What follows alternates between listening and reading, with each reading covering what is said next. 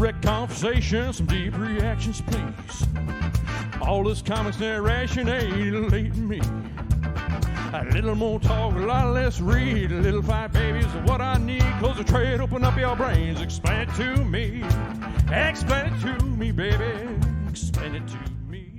Thank you, Vandello, and welcome back, everyone, to Ret Conversations.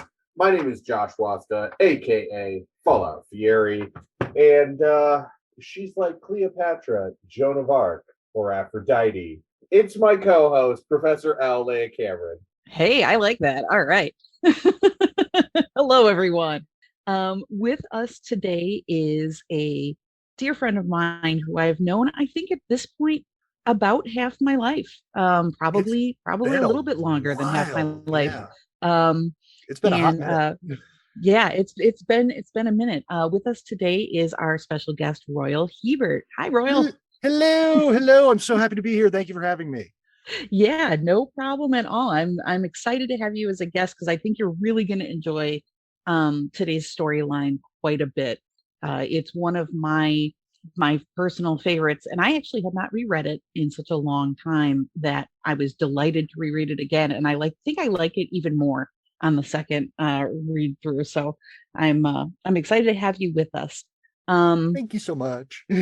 Would you like to give us a little background? We usually ask our guests to just kind of tell us a little bit about their relationship with comics and with, their kind of experience. And it's okay if you don't have a lot. And if you do, that's also good. Yeah. So comics have been a huge part of my life growing up. It's just, I fell in that sort of weird generational gap where comics weren't super readily available. Like I didn't have one of those tiny little hand computers until way after college. Sure. Yeah. So yeah, like it was about actually going to the store and getting past the gatekeepers and trying to figure out what I liked. And I was able to do that knowing a lot of friends and that. So like it was a big formative experience, just like finding all that stuff and relating to this, like finding the stories I related to the most. And Sure. then moving to Portland was a huge deal because there is so much comic stuff in Portland. I mean, just my small-ish circle of friends. Like I'm very good friends with the founders of Helioscope Studios. Nice. So they're constantly working for DC, for Marvel, for Image. Yeah. Dark Horse is headquartered like 5 minutes away from where I live. That's awesome. That is awesome. Yeah. So I'm very, very steeped in the comic world just through like the Venn diagram of comic creators, and I cross paths every once in a while in weird sort of ways. But I'm especially excited for this episode because I know like the sort of Elseworlds and what ifs have always been my jam. Okay, great. Excellent. Well, I am pumped. Yes. So today we will be doing 1602, which I have a couple of things that I want to talk about before we get into the actual story. The first of which being that this is the first Marvel kind of creation for Neil Gaiman, who is an amazing author, extremely famous for doing The Sandman in the 90s, as well as many other things that he actually just authored. American Gods, Stardust, just so many different stories. So huge author. Neil Gaiman in particular is so good at in so many different genres, which is such a rarity to find. Sure, right. Yeah, absolutely. I can only really think of him and Joe Hill off the top of my head. Yeah, true. They're very similar in kind of their not just their style. We discussed this a little bit when we talked about Warren Ellis, where you look at the tin and that's what you see. It kind of seems the same with Joe Hill and Neil Gaiman, like where they're like, what you see is what you get. Like we're just kind of laid back dudes.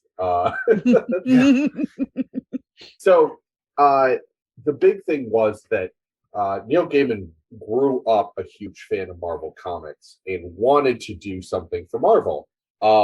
It just so happened that around 2002, Joe Quesada and another editor really wanted to work with Neil Gaiman, so approached Neil Gaiman into what would become 1602, which is a whole rework of the Marvel universe taking place in the year 1602, the last year of Queen Elizabeth's reign.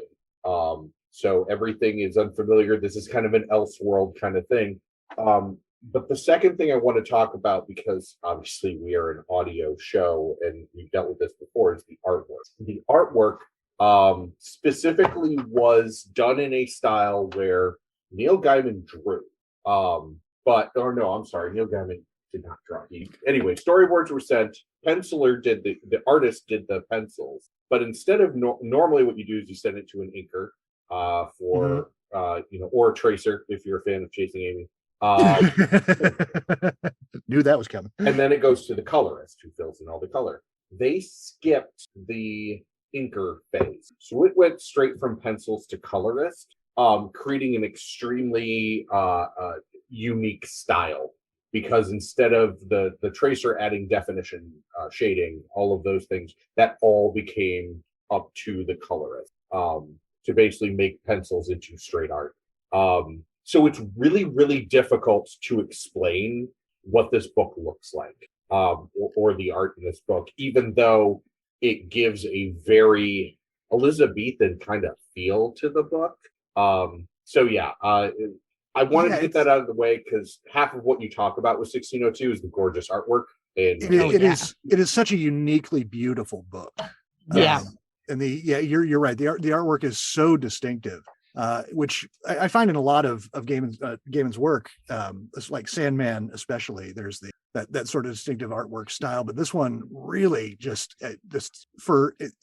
it pops for how subtle it is, which is a weird thing. Well, sure, I totally get it. Yeah, he's a frequent collaborator with Dave McKeon, who has a very distinctive artistic style that I really enjoy it, but you can look at it and be like, oh, that's a machine.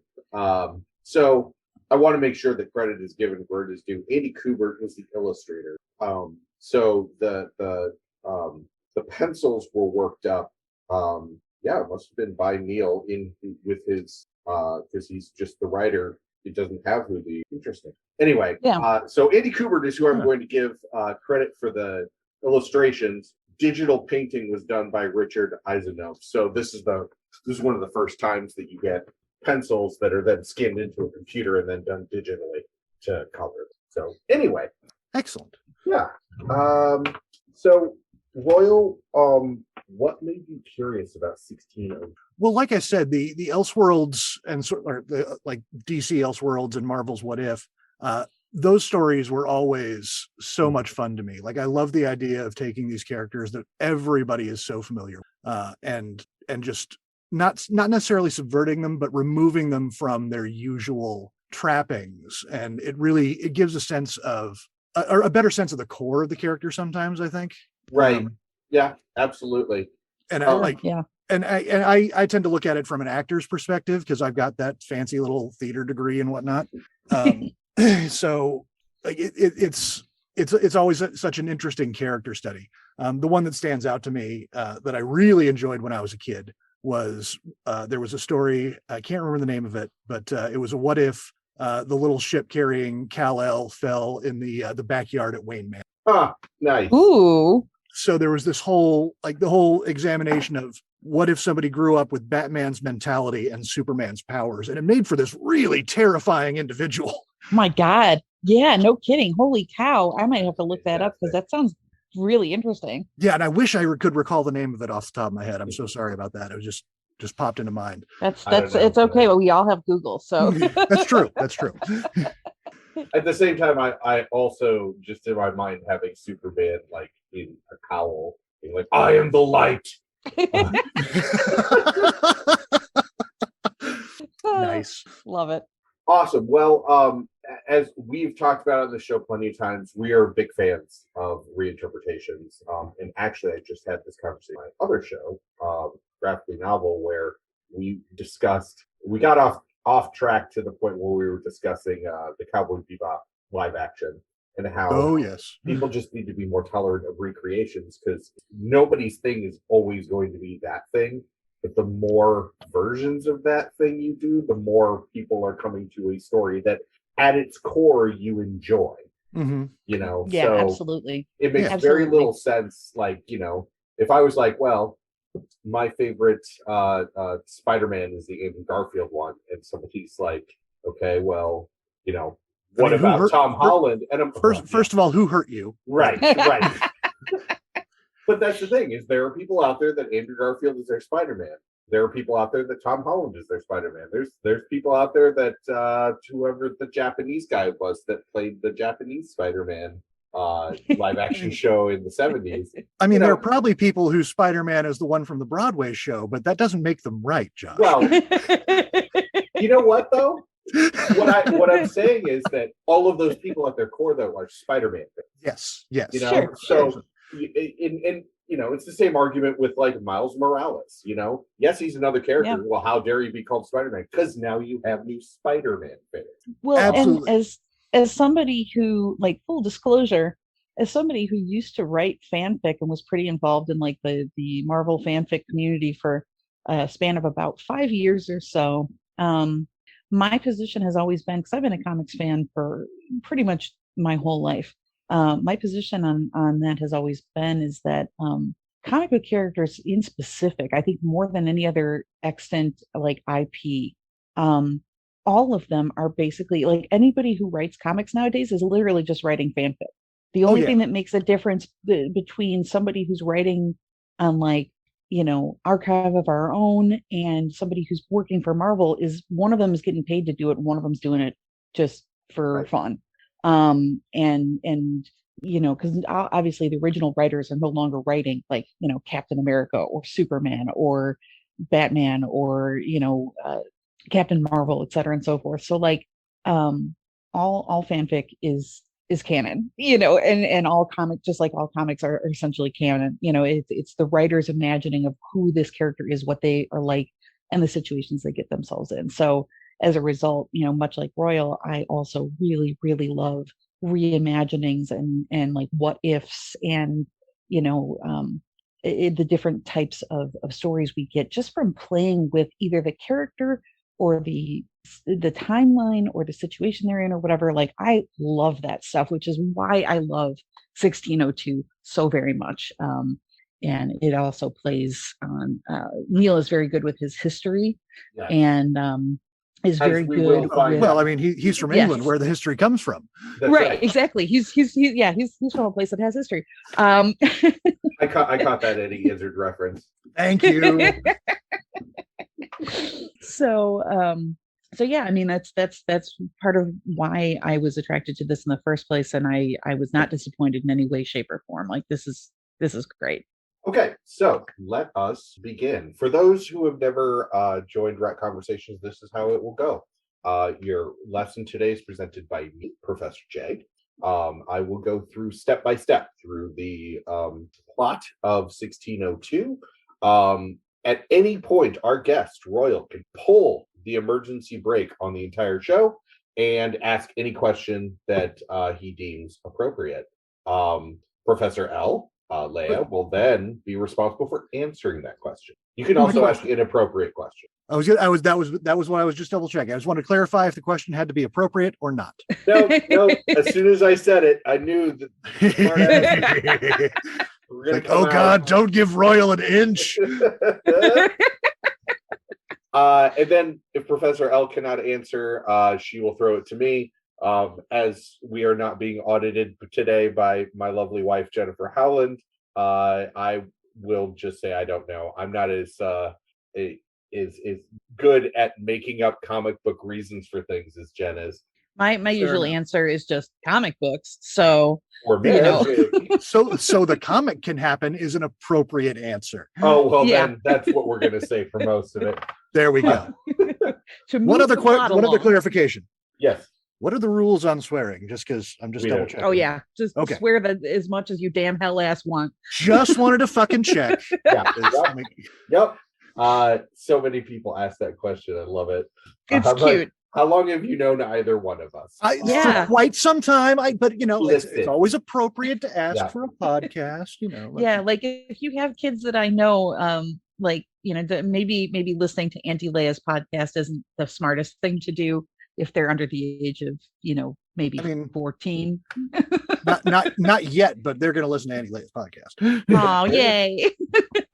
So we begin in Hampton Court, where there's a man walking down a hallway, and over where we kind of have the narrator's view of what's going on in the world. So there have been blood red skies at noon over London. There's thunderstorms without rain, so just lightning striking everywhere. There was an earthquake in York, and there's floods in the Fens. So all over Europe, possibly the world, there's basically horribly strange weather that nobody can explain. Right, but we're asking about the comic book here. Sorry. Nope. Once again. Hot start. Yeah, there's going to be a panel that I sent Leia earlier that will harken back to now as well. So let's all keep in mind that this was put together in 2004 or published in 2004. So yeah. Mm-hmm. Okay. So there's a man reporting to a very sick Queen Elizabeth. Like it's obviously the last days of Queen Elizabeth.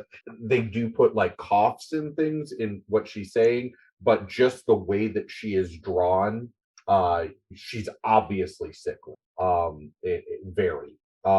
So yeah, I don't remember it being specified, but it's like the textbook example of consumption.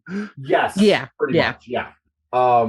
The man that's with her is telling her that is reporting to her all of this strange weather and says that there are people that believe it is the end of days. To which Queen Elizabeth responds, "Right on time." But she does call the man at her side Sir Nicholas. So the other man who we saw walking down the hall enters, and the Queen introduces them. The man that just walked in is Dr. Stephen Strange, who is her personal physician. And the man at her side is Sir Nicholas Fury, who is the head of her counterintelligence department.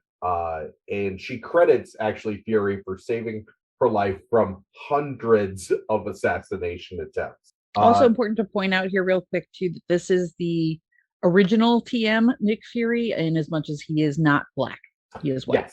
Yes, he is the what was the 616 before they retconned the black Nick Fury being Fury's son. Anyway. It all makes sense in context, folks. It does. Comic books. It does, yes. So Strange contributes to the conversation saying that he doesn't believe it's the end of the world. Fury actually isn't so sure. He's kind of like, I kind of think it is the end of the world. Fury is revealed. Strange is also, for the lack of a better term, like not just the Queen's personal physician, but also the court magician, kind of. He has obviously been trained in the mystic arts, and the Queen is allowing it. You kind of get the sense that he's the stand-in for Dr. John Dee, who was in actual historical fact a pretty much occupied the same role in Elizabeth's court for her in the latter years of her life. Oh, okay. Yeah. By the way, I am not well versed in this history, so I am here to help. Feel free to jump in. Strange says that basically there's a powerful artifact that has been kept in Jerusalem and has been offered to him, and he has accepted so that this artifact can be moved to England. And so he's there to basically say, I need somebody to arrange transport and all of that, and in secret. The Queen, the magic guy has some real problems with transportation for being a magic guy. I'm just saying. I know. I'd be zapping stuff all over the place. Right. But actually project this, Strange. So the Queen excuses herself and basically is like, Fury, take care of it. So Fury and Strange leave, walking down the street. Actually, before that, while Queen Elizabeth is leaving, she bids them good night and hopes that the world does not end before she does. Classic Elizabeth Tudor, am I right? I mean, I love how snarky Elizabeth is, but like it was such a weird idea to mix her and Winston Churchill, I think. and my abuela. My abuela is 92 years old. Every time I see her, like I'll be like, okay, well, I'll see you tomorrow, and she goes, oh, maybe. Oh, abuela, no. Wow. Yeah. Oh. She is like sharp and smart as a whip, but she knows what's up. So she's like, well, maybe. We'll see, honey. No, ma'am. Damn. So Strange and Fury are walking out of the castle and talking about the storms, and Fury kind of changed the subjects and asks if Strange believes that the Templar treasure that he's going to get will save them, and Strange is like, I never said anything about Templars. And Fury's like, well, you also didn't tell me that you were going to meet the old man, and that the old man himself would be bringing it. Just basically to be like, yeah, I know secrets, bitch. I love that every time Nick Fury gets a chance, he loves just swinging his intelligence dick around. Oh my god, yes. Oh yeah. And every time it happens a lot. Oh yeah. He advises caution because Spain, Portugal, and Russia all know that it's being transported and they all want it. They don't know what it is either, but they just know that they want it. So Fury is like, well, I'll arrange all of this for you. I'm going to go to Westminster and do that. And Strange is like, great, I got to go to Greenwich and consult my mirror. And like walks away. And Fury is in no way is like, well, that's a weird thing to say. So then we go to the high tower in the Palace of the Inquisition in Spain, to which a man hangs by chains and recounts the burning of a secret Jew the day before.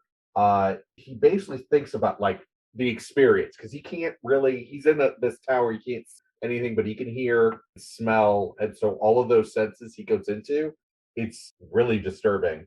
I totally forgot about this scene. That's right. Oh man. Yeah.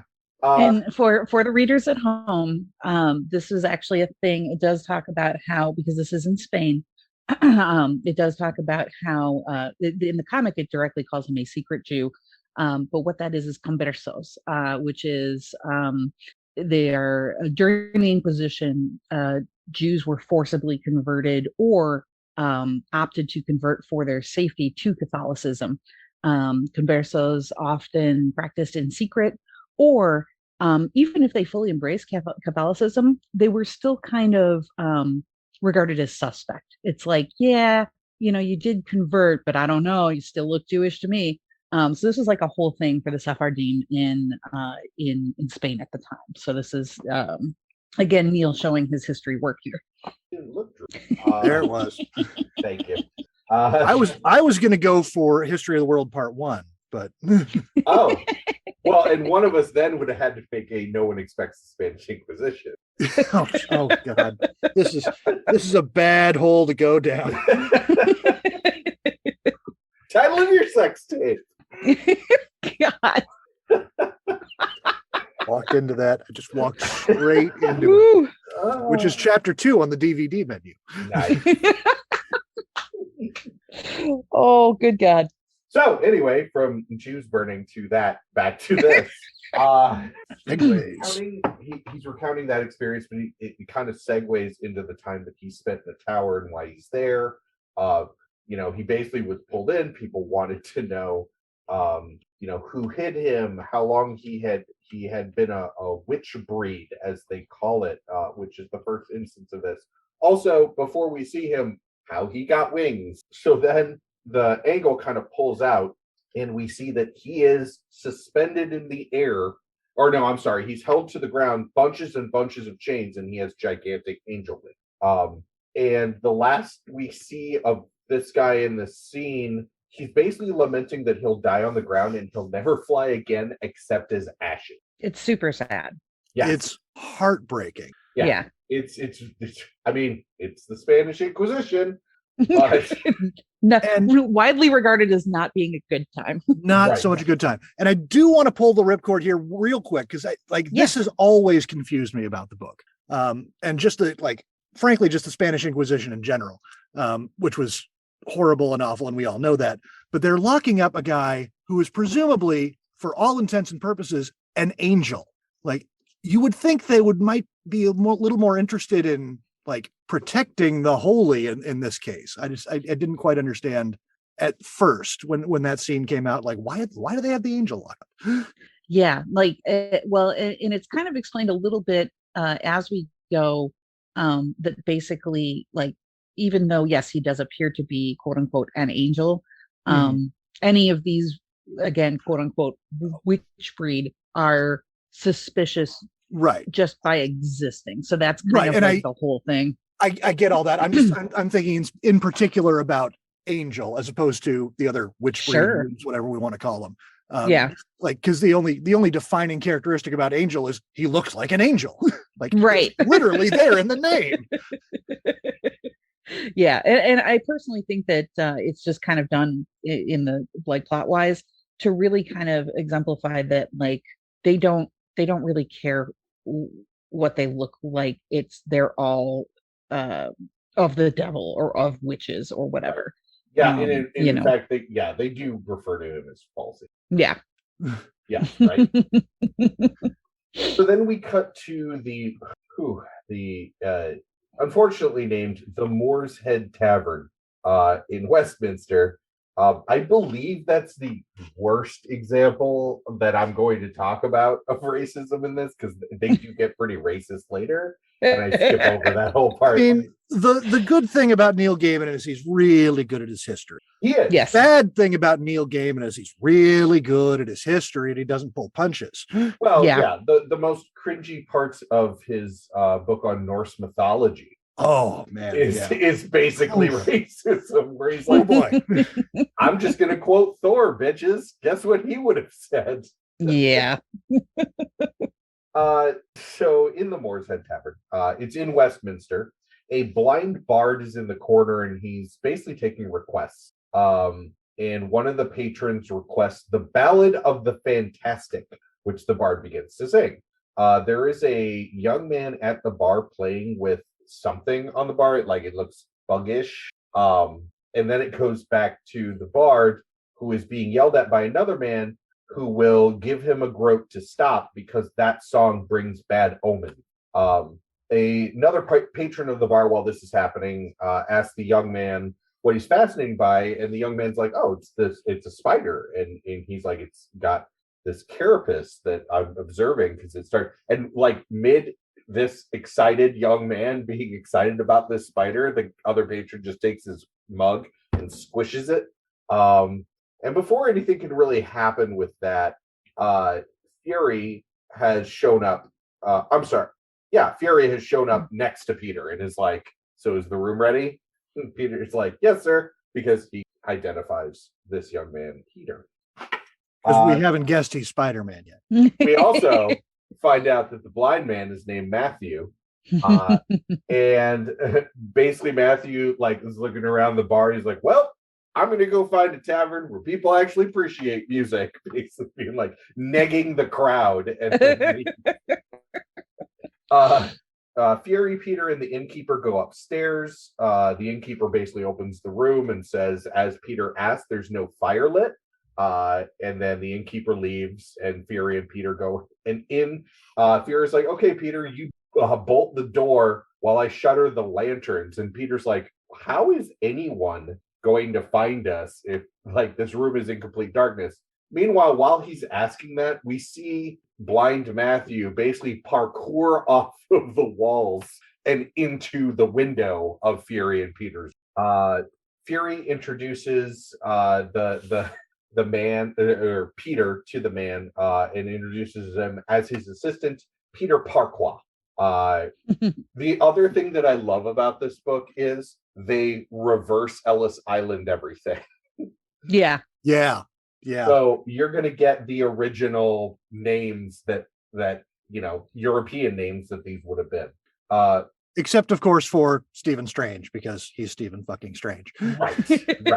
Because he may or may not just be the Stephen Strange we know taking a vacation in 1602. Right. Matthew says he knows that something infinitely valuable came from Jerusalem that has caught the attention of the King of Spain, the Tsar, and Count Otto von Doom. Peter kind of pipes up and is like, is that the men they called the Handsome? And Matthew, no selling it, is like, I don't know, I've never seen him. I mean, Peter has such a great, innocent, sweet question, like, oh, isn't he the handsome guy? And Matt is just like dead ass, like, I don't know, buddy, I'm fucking blind. There's something a little great about scenes that are just there for exposition. Like, there is no good reason for this scene except to tell the audience what's going on. Right. Yep. Absolutely. Well, and that's the thing is I mean, in movies, there's so many other ways to kind of get that across. In comics, this is what you got. Oh, no, that's the thing. In movies, there aren't better ways to get that across. Well, let me rephrase. There are.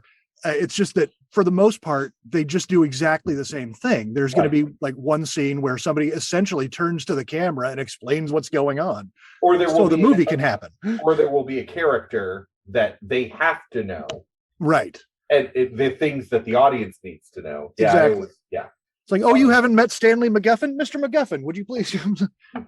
Her name's Layla. She came from House of M. Right. As you know, Black Widow and the Hulk have been deeply in love for 27 movies. Of course. Not that I'm going to be salty about that forever. Anyhow, moving on. No, you never. She's the only person on Earth that has a second worst thing Whedon's done. Yeah.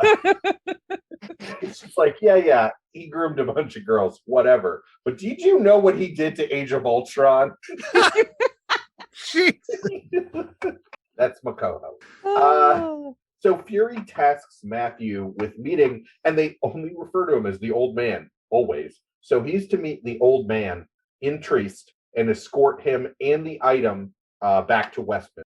He pays Matthew a diamond the size of a cherry stone for up front, and then another one promised upon delivery. Matthew basically like falls out the window and is gone. And Peter asks about a man who can see in total darkness, because like Fury tossed the diamond to Matthew, who caught it. And Fury says he's just glad that Matthew works for the Queen, to which Peter remarks, well, he's probably not afraid of the dark. And then Fury says, nor anything else, I'll wager. Almost as if he is the man without. True. He also does refer to him as Sir Devil. That's true. There's a lot of, like, I left out a lot of devil imagery that happens because I'm going over the plot, not necessarily the parts that flourish it. And there's a lot of flourish in this. I'm trying to think of the time, because this was published in 2004, right? Yeah. So like Daredevil was a thing. Oh yeah. Kinda, but he wasn't like the popular character he is now. Sure. I would argue, yeah, it's kind of like there's been a lot of adventure stories about Hawkeye.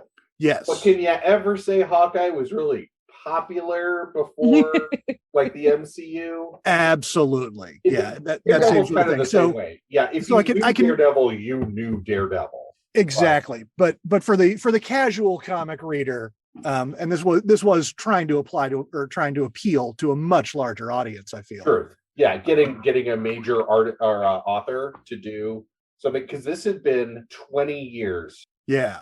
10 years. No. Yeah, 10 years since Neil had worked on Sandman. So he had not been involved in any comic books. He had been making a name for himself as a prolific author. Mm-hmm. Some of his best works came out of the mid to late 90s. So this was his oh, you know about Neil Gaiman, the famous author? Come on back and see him do Marvel. All of Marvel. Right. All of it. Yeah. But I can sort of forgive the ham-handed, like, this is Daredevil, everybody, just in case you weren't aware. Yeah. Yeah. But it is still really ham-handed. They are way more subtle with other characters in this, which I didn't even like remember who they were until I got to it. And I'm like, oh shit, yeah, that guy. That makes a lot of sense. Yes. There's one in particular that is coming up. Yeah. Yeah. Yep. I know which one you're talking. Yep. So we go back to Greenwich, where Strange is talking to a woman who we will later find out is his wife, Clea, about his visit with the Queen, and he's worried the Queen will die, and basically either a more unfriendly country will invade, something like either Latveria, so Doom, or Russia, because the other part of that is that you have James, King of Scotland, who is next in line for the throne. And he is not a fan of witches, sorcerers, or the witch breed. He wants to kill them all on sight. Almost as if that was similar to a historical figure of some sort. Weird. Yeah. So he puts himself in a trance, and basically the way that he's setting it up is that he is going to astrally project. Clea's going to ask questions that should determine on where he is sent. Then he's going to speak to her so she can write down everything. So the first question that's asked is, what is causing the strange weather? And Strange is thrown astrally to a boat in the middle of the Atlantic Ocean. And on that boat is an Native American man and a young girl with all white hair. And he's like, okay, that didn't really answer anything for me for right now. Next question. So Clea is like, okay, how can we stop, how many of the darkness be lifted is what she asked. And then the answer just starts changing. So Strange gets multiple areas with this. The first place he ends up at is in the heart of a mountain meant to hold earth, air, fire, and water. And then he kind of jumps to our winged friend, the captive in the tower, who he finds out is meant to be burned alive the next day. Then he jumps again, and he sees a priest talking to a nun in blood red robes. The nun, moves her head, sees him, and makes a motion and sends him away out of the astral back into his body. Strange is actually really shaken by this. It's implied this kind of thing has never happened to him before. Well, it's always jarring when somebody interrupts your montage. Right? God, I hate when people send me back to my body. I mean, for me, that's just, I hate it when people wake me up. I wish I could. Yeah, same. Right? Yeah, no. This meat suit perturbs me. Back to my flesh prison, I guess. I will never fly again, except as ashes. Jeez. That's tattoo worthy, really. Yeah. I mean, not good tattoo worthy, but definitely across the chest in weird scripts, right. One misspelling. Right after the Papa Roach concert. Absolutely. Oh man, Papa! See, you gotta update these references. I would have said edema. That's the way you like it. Okay. So back in Spain, the priest and the nun are now talking, and we find out the priest is the Grand Inquisitor of the Inquisition, and he's asking the nun, who he calls Wanda, about what she saw. She's like, I don't know, really. I just kind of reacted on instinct. Maybe I imagined it. And the Grand Inquisitor's like, no, you didn't imagine it. It must be Javier, who we've never met, and we know it wasn't him. He then turns to Petros, and asks him to tell the guards to be extra vigilant tonight, and for the burning in the morning. Wanda leaves, and Petros reports to the Grand Inquisitor on his recent visit to James of Scotland, who is up for an alliance. He's, James is a Protestant, definitely not a Catholic, but he basically but we all agree on which breed gotta die and magic bad, okay? So he's up for an alliance. Though he does say that the work must be done carefully, since the English have not quite forgotten about Queen Mary's reign. Yeah.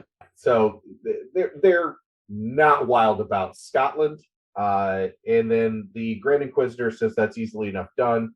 Once James takes the throne, they'll just frame the witch breed with a plot to blow up Parliament. And Pinterest is like, are they actually planning on blowing up Parliament? And the Grand Inquisitor's like, don't be naive. Don't worry about it. Right? Ain't no mafia. But as he's talking, we also see that there are two hooded figures moving basically in the Grand Inquisitor's castle past the pyre. Back on the ship that we saw earlier with the Native American man and the young girl, we have identified them as Virginia and Rojas. They're discussing why, quote unquote, father did not come, who they never name other than father. Rojas is like, you know the reason. And Virginia is like, okay, I guess I'll work it out. Like, if father would have shown up, nobody would have cared. He's a man coming back to his country from the colonies, big whoop. If a young girl who's the first person born in the colonies comes with her Indian bodyguard, people are going to notice. Mm-hmm. And not only are they going to notice, but it'll remind them to do things like, oh, right, I could go to the colonies, or I could invest in the colonies. So basically, it's a publicity tour. Come visit the scenic colonies. Right. Paid for by the North American Tourism Board. Come to the colonies. Starvation, disease, Freeze to sadness, death. Lose digits. racism. You'll love the crossing. Only a 40% chance of piracy this time of year. So Virginia basically she admits to Rojas that she's scared of changing again. Rojas says no one will hurt her, and she's like, "Oh, I know, but what about if I hurt them?" So then we go back to Fury and Peter, who are walking down Fleet Street in London, and Peter's like, "What the hell are we doing on Fleet Street?" And Fury's like, "Okay, well, a couple of reasons, which I'll explain to you. But at first, what do you know about this temple? That the Templars built. What do you know about the Templars?" And Peter's like, "I don't know, dude. Like, they were hundreds of years before me." And Fury is basically like, "Okay, you need to understand history. You need to get why. In order to understand why things are happening now, you have to understand like hundreds of years ago." So Peter's like, "Okay." Because there's not enough history in this book already. Now we need to cram more history. We need a full history lesson on the Templars. I was so here for this. Oh, absolutely. No, I love every bit of it. Don't get me wrong. So Fury starts teaching him about the Templars, that they were a group of warrior monks formed 500 years prior to guard the routes to Jerusalem. And then they grew in power to where they had a Grand Master. 100 years or 200 years after their formation, France and the Pope combined forces to be like, no, you become too powerful, and sent agents to basically destroy all the Templars. Some remained scattered throughout Europe. And all the while they guarded a treasure. Nobody knows what the treasure is, but they guarded a treasure. So Peter's like, okay, none of that explains why we're on Fleet Street. And Fury's like, yeah, one moment. That's when an assassin comes out with a knife and goes to stab Fury, and the knife bends because Fury's wearing a bunch of leather and chainmail. And Fury's like, yep, that is, the temple was one reason for me to give you that lesson, and this guy's the second reason. Plus we're in a place where we can take care of it. Nobody else is going to be around here. So, when an assassin's trailing you, go to a super sketch area and dispatch them. Good life advice. I mean, It is. Yeah, no, absolutely. And then he's like, okay, well, let's take this guy to the Tower of London. And you just start dragging him up. And Fury just kind of mutters, I wish Reed were here, out of nowhere. Yeah. So that's called foreshadowing.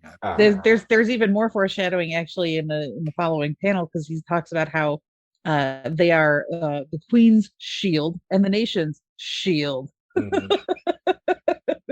Oof. We get it. Oof. Wow. Yeah. So Again, Shield in 2004, not the powerhouse it is in 2021. I get it. Sure. Not no large campaign because, well, I mean, there had been that horrible Hasselhoff movie. Phil shows up in the first Iron Man movie. Yeah. So, I mean, you had a reference in the MCU at this point, but no. Yeah. Not nearly as. That wasn't that was in 2008. So this was actually prior to that. Oh, yeah, you're right. Why do I think the MCU is older than it is? Because the been Hulk around. movie messes everybody up. The Hulk movie is technically part of the MCU, but everybody kind of forgets it because it wasn't the MCU at that point. Yeah. But yeah, sorry. Just again, historian here. Yeah. MCU historian. On a ship, Matthew is there with who is being referred to as Master Murdoch, is there with Captain Nelson. Nelson reveals that he's been working with Murdoch for 5 years, and he's kind of heard a couple of stories on how maybe he's a smuggler, or maybe he pretended to be blind and beat up a bunch of guys in an alleyway. And Murdoch's like, yeah, and maybe people shouldn't ask questions. And Matt's like, yeah, you want a song? So starting with the first panel that Matt is in, where he's singing about the Ballad of the Fantastic, it just seems like the entirety of the song continues for the rest. So he'll pick up exactly where he left off. So throughout the comic, we get this entire Ballad of the Fantastic. Which I looked for on YouTube, and nobody's put it together, put it to music, and created it, which is surprising. Sounds like Josh has a new project. No, Josh doesn't have Ryan Ike money or talent. I smell a TikTok channel. So the Winged Man is basically given the chance to repent before he's burned, and he refuses. He's like, "This is how God made me." So he's drug out, put on the pyre. They're about to light it, and before they can light it, the two robed figures burst out. One freezing the torch and erecting a wall of ice around himself, the other guy, and the pyre. The second robed man pulls down like a cloth around his eyes and shoots laser beams out of his eyes and frees the Winged Man. If you haven't figured out that these are the X-Men yet, I don't know what to tell you. I don't know what to tell you at that point. I mean, really, that's on you. Right. So I'm just going to go ahead and start calling these people by their X-Men names. So Cyclops. I can forgive I can forgive not knowing Daredevil. I can forgive not being super familiar with Shield. But if you don't know who the X-Men are in 2004, that is on you. Yeah, I can't help you, and God can't either. Nope. So Cyclops asks Angel if he can fly. He's like, yeah, it's a little stiff, but I can get up there. And Cyclops is like, great, meet us at the bay. And Angel's like, how are you going to do that? There's a wall there. To which Cyclops just blasts it open and goes, not anymore. Oh, he's so good at quipping. He's not. He's not. Leave the quips to other people. So the Queen dreams about the old man who set out with a deaf mute, basically servant, and then also set out 3 other decoy carts that have all been destroyed. The old man knows this because he felt them die. The Queen awakes afraid, and then is kind of like implied that she had this prophetic dream and then forgot it, in the way that dreams just kind of wash away. But it left her like terrified. So off the coast of Spain, we see the X-Men on a ship, to which they introduce each of the members. There's Scotty as Summerisle, there's Robert Trefusis, and then there's John Gray, who he doesn't speak a lot, and but he's moving the ship across the ocean without any wind. They talk for a while about how they're going to go to England and they're going to go to their school that they use as a sanctuary, and basically they're bringing in issue 2. the way that they set up like the recaps in this are always different and always interesting. In this way, it's Fury writing a letter to the Queen, summing up basically what happened in the first issue, but also saying the firstborn of the colonies is on her way, Virginia Dare is on her way, and will be presented to her by Peter.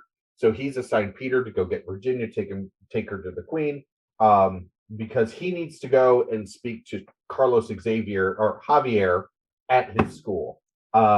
Fury goes to Master Carlos Javier's secret select college for the sons of gentlefolk. Ooh, yes, fancy names. Neil is nothing if not extremely British. Very much so. And I do like going back real quick to the recaps. I do like that it was sort of almost a proto, like he was using it as exercises for show running later in his life, essentially. Yes. Yeah. It's so clear, like it's just the bare bones of a TV show right there. And Right. So well done. So sorry, side note. That's all right. He is admitted into the college and escorted by a self-professed beast. I'm not going to go into all the things Beast says because Beast talks a lot, and if anybody that knows the character of Beast talks a lot. But he kind of talks about his past and you know how he grew up as a witchborn. And by the way, it's exactly like every other story you've ever seen of Beast. He just suddenly turned into an ape person. He really did get shafted on the mutant powers. Well, later he caused the fur. He caused. Well, yes, but so then he leaves Fury in a room and goes to get Carlos, who he carries into the room. Fury is warning Carlos that both James of Scotland and the Inquisition will come for him, especially now that he stole the angel from the Inquisition. Again, throwing around that I know stuff dick. Since the Queen doesn't have long, James will soon be King of England, and then Carlos, like Beast, is left at this point, and Carlos is like, "Carry me, Fury, carry me to the garden." So he introduces Fury to all of his pupils, and that's when we learn that Angel's name is Werner, and he refers to the Beast as Master McCoy. Back in London, Peter approaches a door that Rojas is standing in front of, guarding. Peter's like, I'm here to see Virginia Dare. Rojas says nothing. He goes to knock on the door, and Rojas grabs his fist and basically just starts breaking his hand. Virginia comes to the door and saves Peter. She's apologizing to Peter. Sorry, he's always been like my bodyguard, my protector, you know. And he's like, well, I'm here to escort you to the Queen. There is a very short segment where Peter is about to not let Rojas come with, and nobody's having it. Rojas is like, I protect. Rojas gave me strong Final Fantasy X Kumari vibes, which made me uncomfortable. Yeah, I can see that. Yes. So in Picardy, Matthew is singing in the street, kind of wandering down the street. You can tell from his inner monologue that he knows somebody's approaching, but he's like totally no-selling it. He's not going to acknowledge them. And then a woman walks up and offers him a penny to stop singing. Matt has offered money to stop singing a lot. I'm noticing that. He's basically the worst bard in all of Europe. Is the impression I got. Like everybody's like, come on, man, every time he tries to sing. He identifies the woman as Natasha. She has arranged a carriage, changing courses every 200 miles, and also changing their destination because Matthew hasn't told her where they're going, where their final destination is.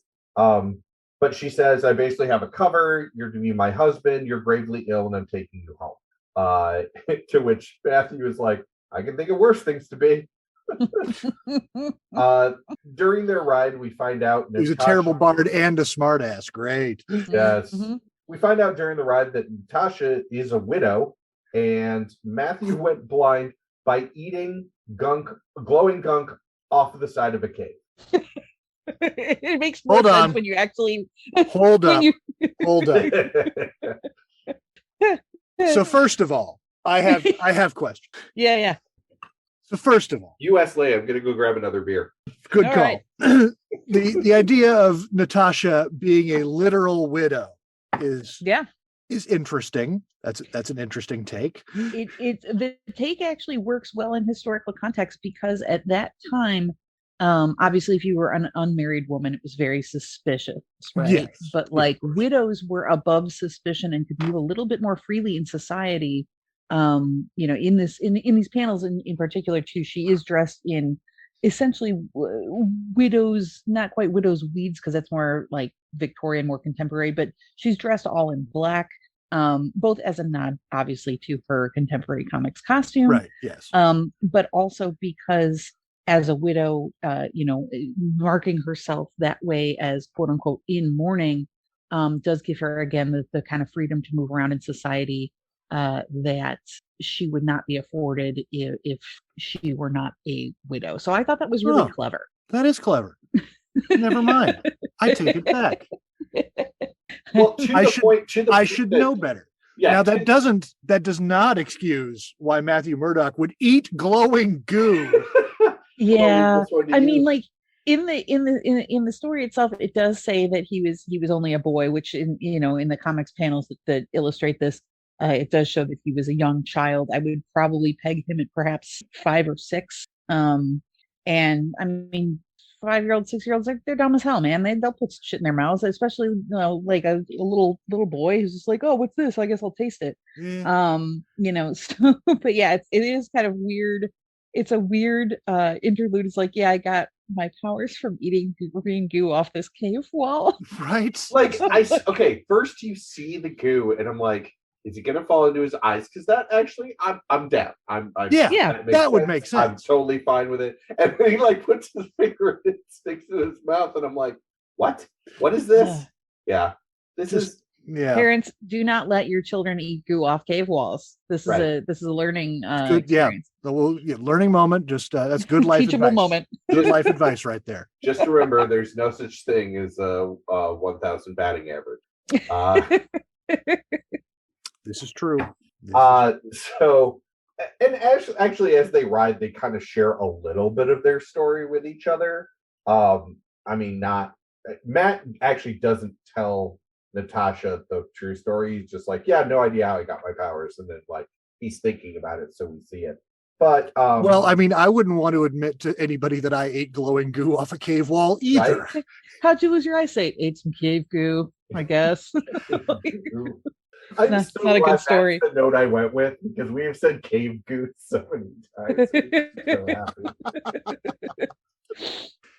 So basically both Natasha and Matthew like are kind of talking about why they work for Fury, and they both end up with money. Yeah. So then we move to Latveria, where we see Count Von Doom, who knows that Matthew has left London. He's the person that's intercepted the 3 carts that came out of Jerusalem that were the decoys. So he's basically ordering his men to track Matthew and Natasha at about a half a day's pace, so that they can catch them when they're meeting the old man. James of Scotland. We then move to him, and he's talking with his man David about the weird weather. When David basically is like, well, Piotr is here on behalf of the Inquisition. And James is like, well, that was very fast. How did you get here so quickly? And Piotr's like, I ran very fast. To which James is like, very funny. A jesting man. Piotr tells James of the Grand Inquisitor's plan, basically to frame the Witchborn. And James is like, oh, yes, that's an excellent plan. It would be a shame if the Queen weren't to die soon. And Piotr's like, okay, well, I'll tell the Grand Inquisitor you said that. Leave. On the way to the Queen, Victoria and Peter are talking, and Victoria basically reveals that her father and her mother arrived in the New World, and basically all of the colonists were going to starve to death, and it was only because of Rojas that they survived it all. And Rojas hunted for them and fed them, and Peter, and then she's like, "How did you start working for Fury?" And Peter's like, "Well, my parents both died, and I was living with my aunt and uncle, and then Fury showed up one day and said he had worked with my parents and basically took me under his wing as his assistant, because it's what my father would have wanted." And Virginia's like, "Okay, well, what do you want to do, though? Is that what you want to do?" And he's like, "No, I really want to invent stuff." And everything that Peter does is so adorable because he kind of puts it through like it has to do with a spider. So he's talking about how like there was a drop that like of dew on a spider's back, and he noticed that it like magnified a little bit. So he's like basically like, if I can cut glass in certain shapes, and then they're kind of interrupted. But yeah, he's very much like, I saw something on a spider, so now I'm going to invent something. It's so cute. He's a cute character in this. I love it. Yeah, he's adorable. I love the sort of like not Back to the Futuring the historical parts, but it's like just a little nudge towards Peter Parker just being brilliant. Yes, absolutely. Meanwhile, in Greenwich, Strange is like packing a bag, and Clay is like, "Where are you going?" He's like, "To the castle." She's like, "Why?" He's like, "I don't know." I mean, it's done more dramatically than that, but I really like that's all I got from that whole scene. Yeah. He's like, I gotta go. Like, so the comic can happen. Yes. Yeah. To move the plot along, I must go to the castle now. So back in Spain, the Grand Inquisitor is dictating a sermon, which is basically like, kill the witch breed, magic must not be allowed, all of this stuff. And Wanda is dictating his sermon that he's reading. And she's like, "Do you ever think that we're devils too? Because my brother and we have powers and everything." And the Grand Inquisitor's like, "No, you're okay from the Inquisition because I say you're okay from the Inquisition. And let's just leave it at that, shall we?" I mean, Neil Gaiman was real good at history. Right? Yeah, this very much, again, really enjoying this because this is totally legit. It's like, no, you're cool because we say you're cool, but those guys, they gotta go. Mm-hmm. So Strange, it cuts back to Strange, who's like marveling at Carlos's team, but he does see what you did there, marveling. Yeah.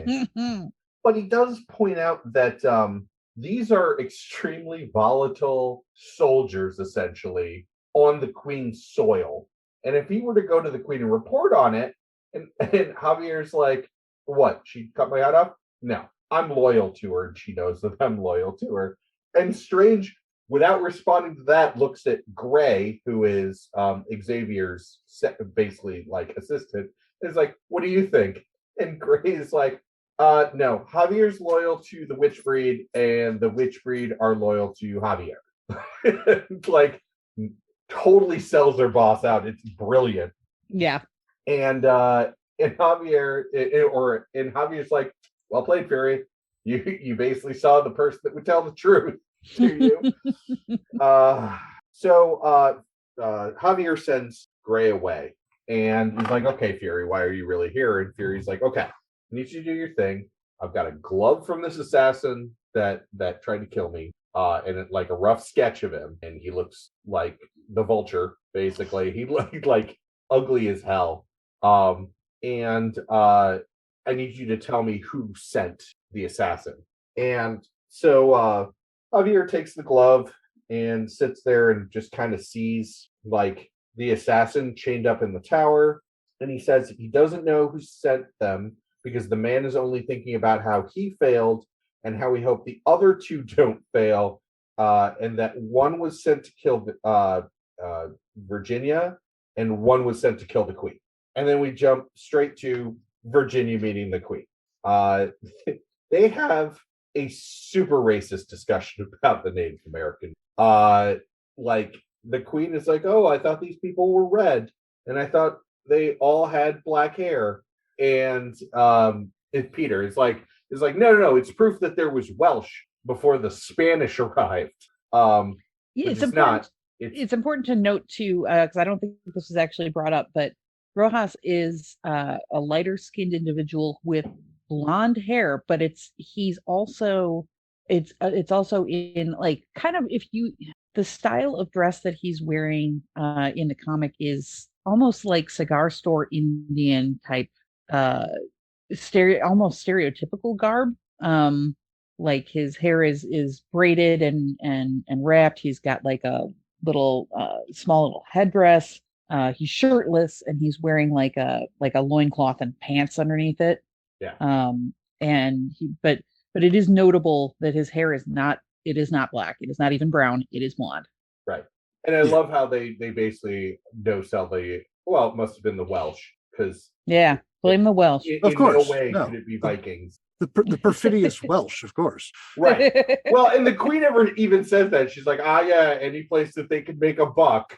Like, yep. So much racism from this Queen. Yes. I mean, again. Which was the style at the time. Which was the style at the time, yes. Thank you, Leia. So as we're having this horribly racist discussion about the Native Americans, an assassin swoops down, grabs Virginia, and starts to fly away. And Raj, calm as can be, grabs a serving plate that a servant has and tosses it to hit the assassin, knocking him out of the air. Almost as if we'd seen that before, and now we know who Raj is. No. Couldn't be.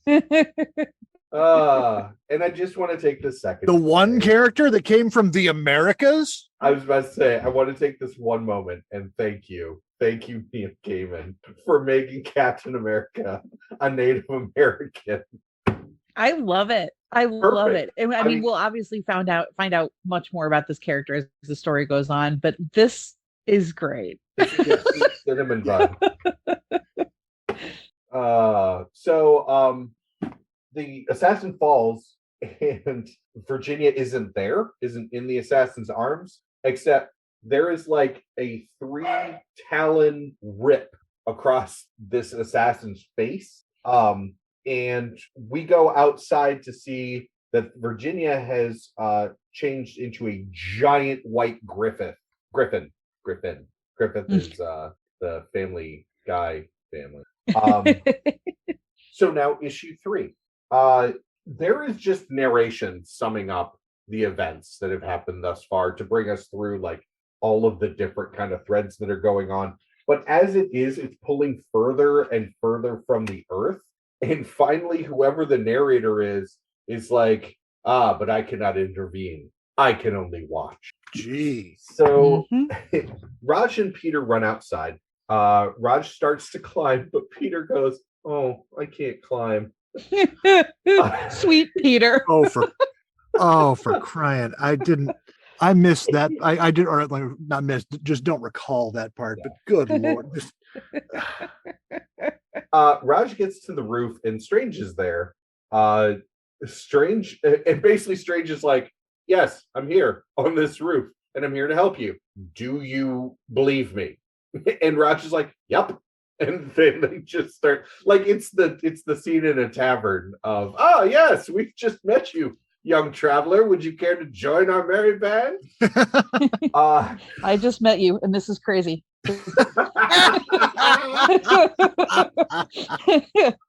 But here's my calling card. Join my party, maybe. Hey, I just met you, and this is crazy. Virginia's up here as a bird baby.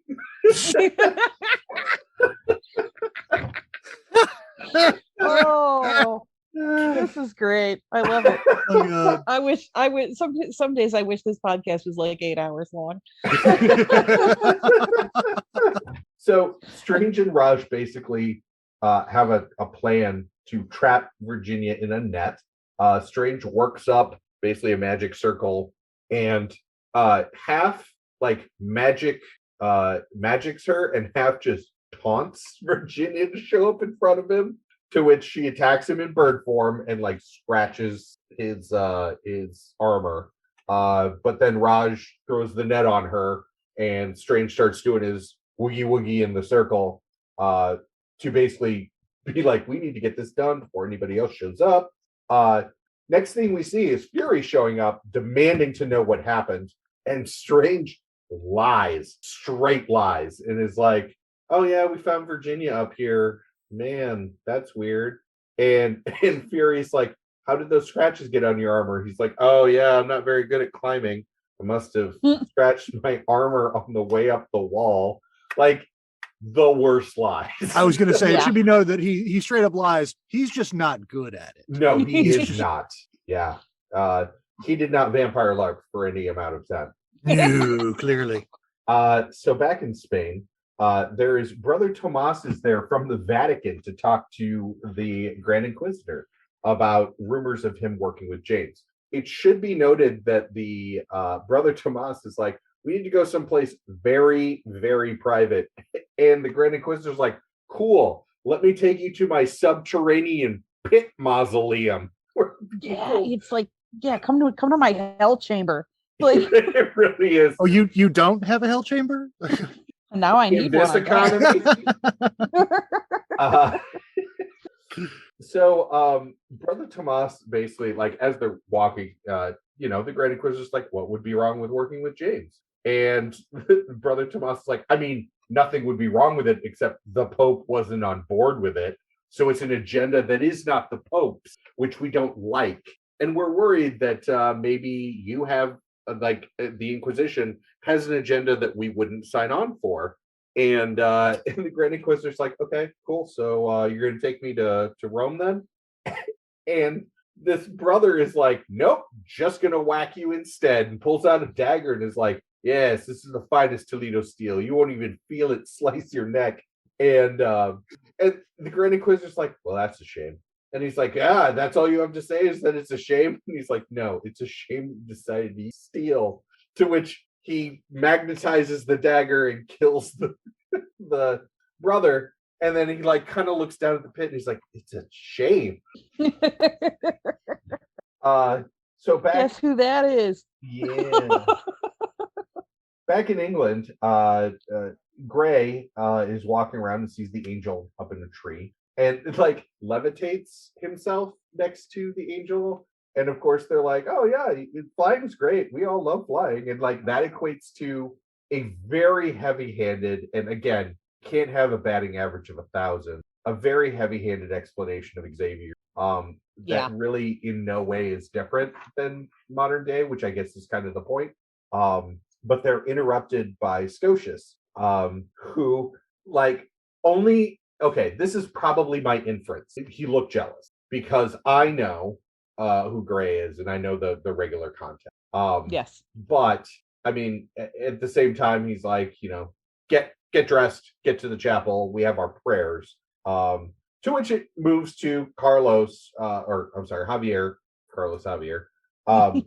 giving the prayer, but it's basically like a prayer that is reinforcing the dream. So even their religion is all about this dream. Right. And I do love that no matter what genre or universe, like Scott Summers is still always kind of a dude. Oh yeah, he's a total dick in this comic. My apologies to Jay and Miles, but you're absolutely correct. Oh, I know. My apologies to Jay and Miles as well. Especially Jay, who loves Cyclops. Oh no, I know I'm on the wrong side of that debate with Jay. Don't get me wrong. In Tyrol, which is this middle of nowhere area, Matthew and Natasha arrive at an inn where they're supposed to switch horses, but their horses were delayed due to the horrible, strange weather. The innkeeper's like, you'll stay here, but you're gonna have to stay basically above the stables because we're filled up with soldiers who got washed in here. Natasha's like, soldiers, huh? And like wanders in. And she just goes straight to the captain of these soldiers and is like, I'll buy your horses. We need horses, I'll buy them. Meanwhile, while she's talking to this captain, one of just the random soldiers walks up to Matthew and is like, so what the hell are you? And he's like, oh, I'm just a bard. He's like, can you sing for me? So we have a scene we have a scene where he's continuing the song and nobody likes it. And the captain is like, enough, and is like, is this woman with you? Is she also a singer? And Matthew's like, no, she's the most dangerous woman in Europe. To which the captain's like, you're a funny man, and pulls a pistol. And that's when Nat cleans the entire room of these dudes while Matthew stands there just smiling in different ways. Yeah. As chaos happens around him. She offered to buy the horses. Well, and so the next scene is them riding away on these horses. And Natalie's like, I told him that I would buy them. She's mad about it.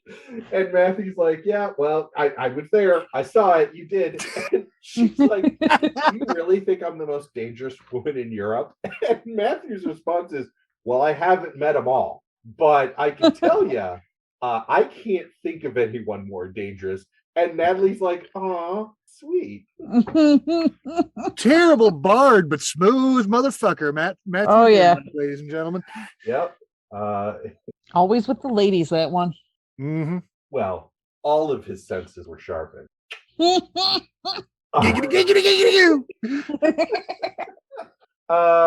in London, the Queen orders Fury to have Virginia watched over by Strange. Fury's like, I don't know about Strange. And she's like, yes, you don't know about Strange, but I do. And your queen just gave you an order. So, and then Fury basically asked to torture the two assassins that they've captured.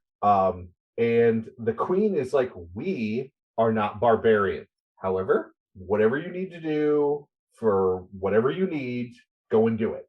And then Fury's like, well, there's one more assassin out there. And the queen's like, yes, I already know what you're going to say, and I've already ignored it because I'm the goddamn queen. I do as I please. Like, very Queen Elizabeth. Like, I'm not changing my plans, bitch. No. Classic Liz. Oh, Lizzie. So Fury leaves and is basically looks at Peter and is like, okay, you need to go and get Strange, have Strange tend to Virginia, stay there, watch everything, report back to me. As they're walking past the ambassador from Latveria, who has a gift for the queen.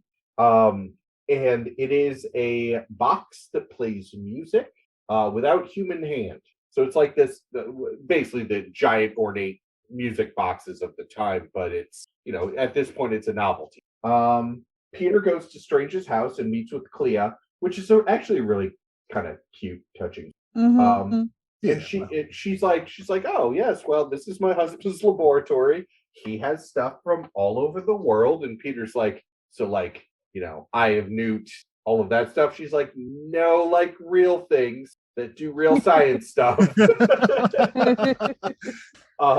Oh, you sweet summer child. Yeah, that's Peter in this entire thing. Is that? Yeah. Summer child. Oh yeah. Oh, absolutely.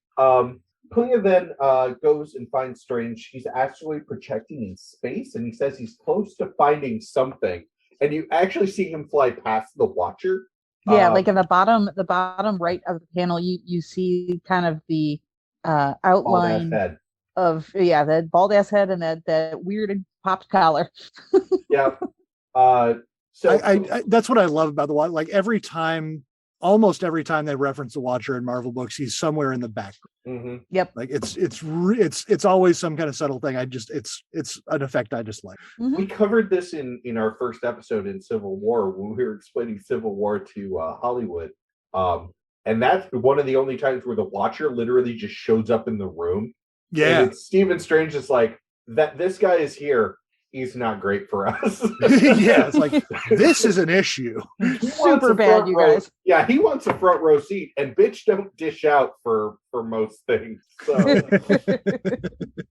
so Clea calls Strange back, and he goes back to his body, and he goes to see Peter, who is like, there is a Black Widow spider coming from the ceiling and is about to bite him.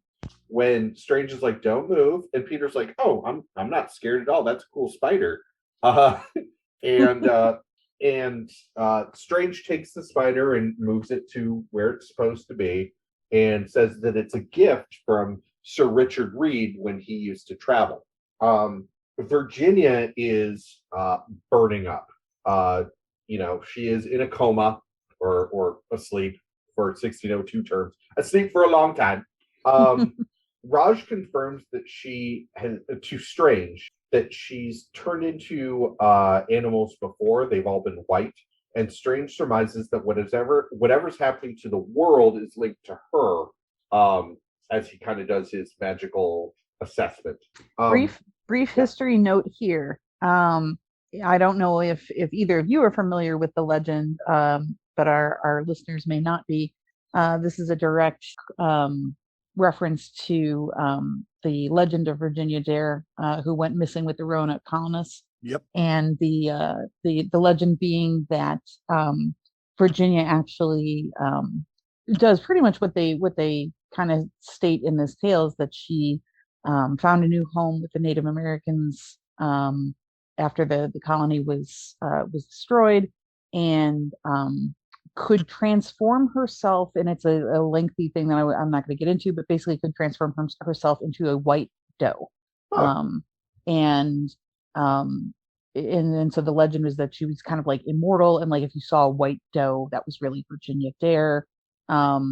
Of course, that probably isn't true, but it's a cool little nod to that, in case you were not aware. Yeah, I was not actually aware of that. It's another great example of Neil Gaiman like swinging around his history knowledge. Right. But in this case, like it's so like what he did with American Gods, and like pulling from like the sort of traditions, right, of all these different cultures, and the folk tales and mythos and whatnot. And this one's a little bit more obscure. It's bigger in North Carolina than it is obviously here in the Midwest, because in the Midwest we're like, hey, what the fuck is that? But like, I'm gonna fully admit, I've been wondering who Virginia was this whole fucking time. Oh yeah, no, she really was a real person. She was the first daughter born to colonists on American soil. And yeah, so she's a actual historical figure. That's super cool. Yeah, so now then it makes the story kind of more interesting, right? Yeah, absolutely. Well, so we go from this scene to Fury, who basically goes up to the assassin, and like he starts just kind of doing that. Most famously, I identify it with Kingsman, but where the good guys like just buttoning down their suit and talking to the guy while he's just very slowly stripping clothes off. And he's like, okay, well, your other friend can't talk anymore. And so I'm not going to torture you. But you're the guy that tried to kill me, and you got to be pissed about that, right? So it'll be you and me, blade for blade. If you win, obviously you kill me. But if I win and get you, prone, you have to tell me who you work for. And the assassin's like, you're a liar. And he's like, no, it's the best deal you're going to get. Like, let's do it. And so the guy agrees. So they fight. Fury pins the guy, demands to know who sent him. The guy says he worked for Doom. Fury puts it all together, but it's too late. We see the queen is dead from poison that came out of the music box. And that is the end of issue. Dun, dun, dun. We are halfway through this story. The one thing that I will say about this, and what I both love, and sometimes I have to be in the mood for him, Neil packs a lot into a little. There is a lot. This is a dense tome. It is. I mean, this is only 8 issues. Or, I'm sorry. 6. Yeah, no, this is 8 issues. Yeah, 8? So... Okay. But yeah, there's a lot going on. 246 pages, but yeah, we are just. Oh yeah, I mean you've got the Inquisition, you've got the Crusades, right. the colonies, Roanoke. Like it goes on and on. So Virginia wakes up to Clea tending to her. Strange and Raj arrive with broth, and Virginia basically is more concerned if she hurt anyone. Strange is like, no, we got you, more or less you were fine. Nobody was really hurt. We got you down and I changed you back. And she's like, how the hell did you do? Well, okay, not how. How did you do that? And this is when Strange is like, I'm not just a physician, I'm a magician. And then we get his backstory, which is like he was a child in England that pirates kidnapped him, sold him into slavery. He was sold in an Ottoman market to a doctor The doctor offered to free him if he went to the Far East and got herbs for him. He went to the Far East. He nearly died on a mountaintop, was rescued and taken to a monastery where he learned magic. Yeah, it's convoluted, and like this is a bit of historical context that I know since I've studied pirates so much. Is the kidnapping and being sold into slavery specifically in the Middle East is a thing that happened very frequently, Right. or not the Middle East, Northern Africa, I should say. Right. But the Ottoman Empire. Yeah. The The Ottoman most Empire. comfortable empire. Exactly. And it was unfortunately a really lucrative practice in piracy. For sure. So, yeah. After all this, like, learned magic, got the herbs, went back to his owner, got his freedom, went to England. And all he says at this point is he did the queen a service, and she made him her physician. I want to know about that service. I do wonder. It's because it isn't really outlined, but I do wonder, because this is Neil. I wonder if the service that he provided was basically protecting her from assassination attempts from her sister Mary, which is something of historical record. I'd like to believe that. That's where I'm going to cast. You know what? That's canon now. I mean, that's heard it here first. That's certainly better than what I was thinking. The service he provided, if you know what I mean. Magic hands, magic man. Let me show you my Tower of London. All right, we need to move on. So, for everybody's sake.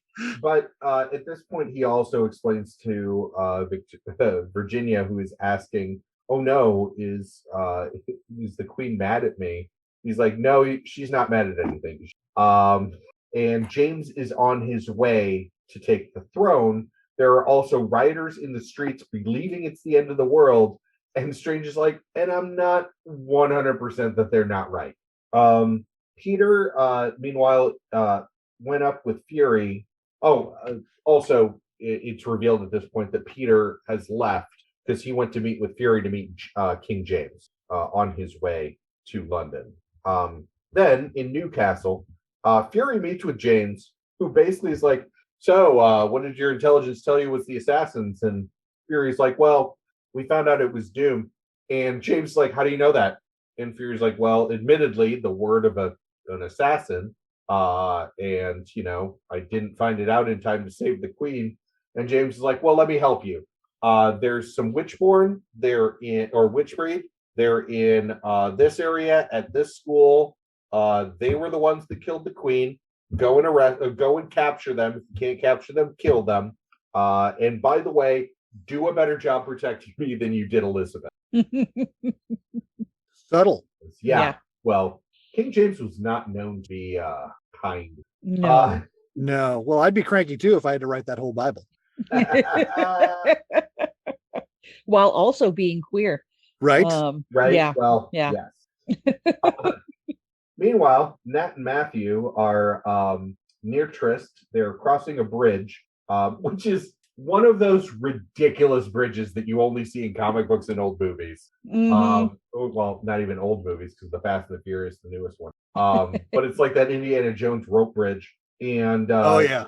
So they're going across the bridge, and Natasha convinces Matthew to tell her where they're going because they're almost to trees. She has to get them to wherever the meeting point is. So he tells her, and then she's like, "Great, can you sing a song while I get some wine?" And so of course he starts singing. She smashes a bottle over his head, tosses him off the bridge. Although I did have to write this down because as he falls, she yells back at him, "Goodbye, Matthew. Tell your gods or your devils that the most dangerous woman in Europe sends them her love." That's for hitting me back in the 70s. Damn. Oh, perfect. I mean, we know he's a bad bard, but damn. That's going into the description of this episode. That's what hitting me in the 70s. So Fury's meeting with Peter. who we now see the good and bad sides of Peter's naivete, because Fury is like trying to tell Peter something without telling Peter something.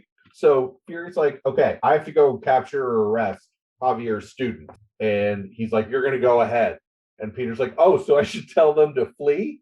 And Fury's like, well, that would be treason if you did that. So maybe I should tell you exactly what to tell them. You were very Look at me. I'm winking. Right. I thought you just had something in your eye.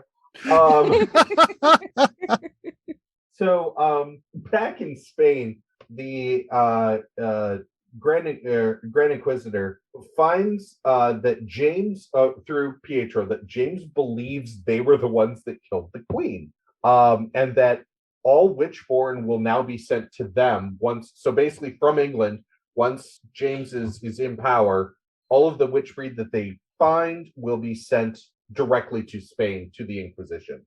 And then Pietro's also like, hey, by the way, Rome is asking about the envoy that they sent. And the Inquisitor's like, yeah, it's too late. Now all their lessons begin, in the most like comic book evil villain. Yeah. Hold on, there's scenery. I need to chew it. Yep. So you're going to ask about this because, again, it's one of those things where it summed up an entire thing in a sentence. Meanwhile, Doom is electrocuting a frog and thinking about zombie armies. Classic Doom. Yeah, classic Doom. You know, actually, I don't think I need any context on that. Cool. That just sounds like something Doom does on a Tuesday. Yeah. One of my favorite panels of Doom is him like exploding a wall and just walking through, and Spider-Man is sitting there like, why did you blow down the wall? It's like, is that not how you enter a room? Right? Yes. Someday we'll have a good Doom in media form. Yeah. One of these days. So all of a sudden there's all of this banging and like stuff falling off of shelves. And Doom's like, oh, well, gotta go and take care of that. So he starts walking down like these, of course, spiraling stairs, stone stairs, and stopping at two different rooms. One of which he just kind of peeks in to something, and he's like, okay, what, you want me to give you the steam again? You want me to like basically set a fire in the room? Do you want to freeze? What do you want? In fact, you know what? Your friends now won't eat for a week. How's that? So like keeps walking down, goes to another room where there's a man on an island surrounded by basically water. And he's like, hey, by the way, because of your dick friend, you don't get to eat for a week. And like just keeps going until he gets to the bottom. And at that point, you know, he never says it, but it's Reed. He's like, hey, I took those batteries you told me about, and the electricity from that, I was able to make a frog dance, even though it was dead. How cool is that? Huh? Aren't I the most badass dude? And then he's also like, oh, by the way, that music box, perfect. Got to kill the Queen with it. It was wonderful. It was sick. Yeah. And Reed's like, dude, you should have been there. Oh, yeah. Wait, no. You never told me you were going to do that. You're a monster. And so then Doom's like, hey, buddy, I would like to talk about using this battery power and why the frog moved. Can you tell me why the frog moved? And for some reason, like, Doom slips and lets Reed know that also there's like super strange weather everywhere, which catches Reed's attention. And he's like, okay, tell you what, we'll talk about whatever you want to talk about. Well, okay. After Reed goes on this whole thing about the speed of light to show that Reed is super, super amazingly smart. Gosh, we know. Yeah, right? We get it. Yeah. So every other person in Marvel is a super genius. We know. Right. You are Sheldon of the Marvel Universe. We know. So Reed basically is like, okay, I'll talk to you about machinery and poison if you tell me about the weird weather that's going on outside. Doom's like, deal. So back in the school, Peter shows up to the school and is immediately like super tackled by Beast. It was like, who are you? What do you want here? John Gray walks around the corner and is like, that's Fury's assistant. Can you just let him in the building, please? He's obviously here for a reason. So that's when Peter lets Javier know about the Fury coming here to arrest them.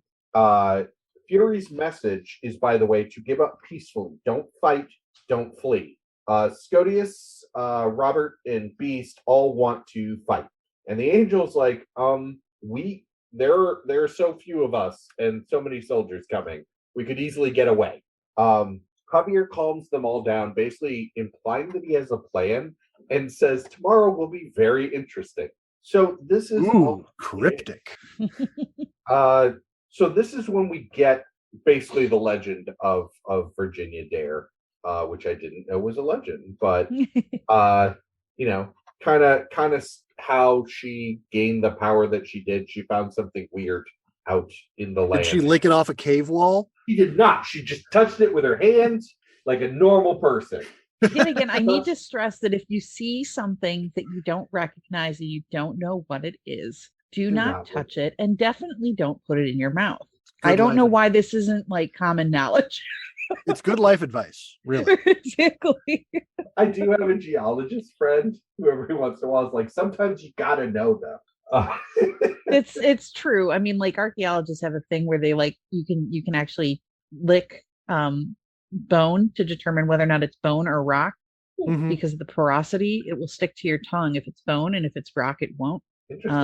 But I wouldn't recommend that. I know I can do it, but that doesn't mean I'm gonna. Yeah, it's not really the first choice. Right, exactly.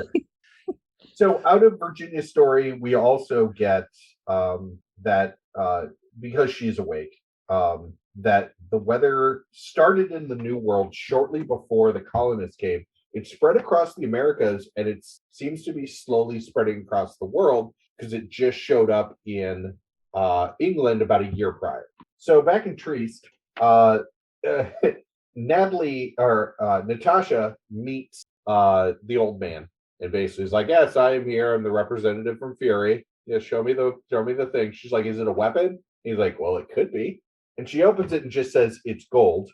And then she like basically turns to the old man and is like, well, your queen is dead. There's a more reliable monarchy that will be taking this prize, and has all of her soldiers kill the servant, and tells her servants to truss up the old man. So that some of the soldiers take the old man into a cave, to which Matthew drops down and beats the crap out of them and is like, I'm here to save you, old man. But as they're leaving the cave, Natasha is there with like a legion of soldiers, all with arrows trained on Matthew. And Natasha also reveals that she works for Victor Von Count. Count Otto Von Doom. So Strange approaches Fury, and out of nowhere, and Fury's like, how did you get here? And Strange is like, don't worry about it. I'm just basically here to tell you that, Doom killed the queen, and so moving through all of this. But of course, he still needed help transporting the thing. Right. And Fury also is like, I will swear vengeance and everything else. And Strange is like, okay, well, we have a lot of other things to kind of with. Yeah. Vengeance. Gotcha. Like, could we get to that later? Right. And so they're basically both talking about how the crown is now changed. They don't agree with any of that, though. They certainly don't agree with like Javier and being arrested and all this other stuff, but they're gonna have to figure out how to work together.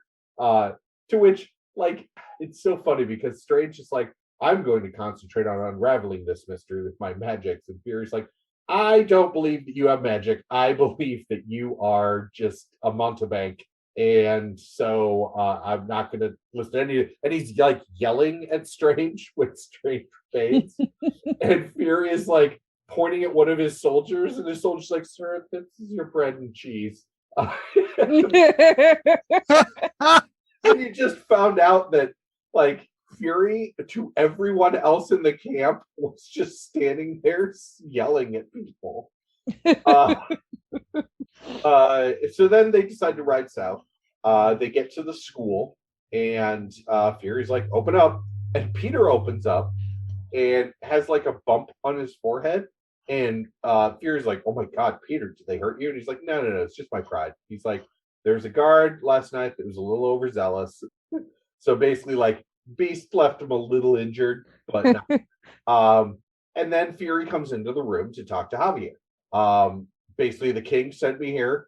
Are you going to make it easy? And Javier's like, "Okay, so you understand that if I surrender to you, it's because I trust you. Do the right thing." Fury's like, "Yeah." And then Javier's like, "Okay, well, we're going to go with your plan, but just so you know, we're going to go with your plan because we'll kill a lot of people if this goes wrong." Just straight up murdering. Well, self-defense. Of course. Self-defense them to death. Oh, absolutely. Mm-hmm. So Fury carries Javier out of the school to the army, is putting them in the wagon. Beast's appearance just really messes people. In the meantime, we see Pietro running like super speed now. And at first, when I saw this, I was like, "Oh, he's going to come in." No, why would he rescue anyone? No, he's meeting with King James. And he basically says, "Okay, well, the Inquisitor wants me to tell you that taking Javier and all these people over is great. Like, capturing them is great. But part of your obligation is to turn them over to us." To which James is like, "I am the King of Scotland, about to be crowned the King of England. I owe you no allegiance." Suck my whole dick. Yeah.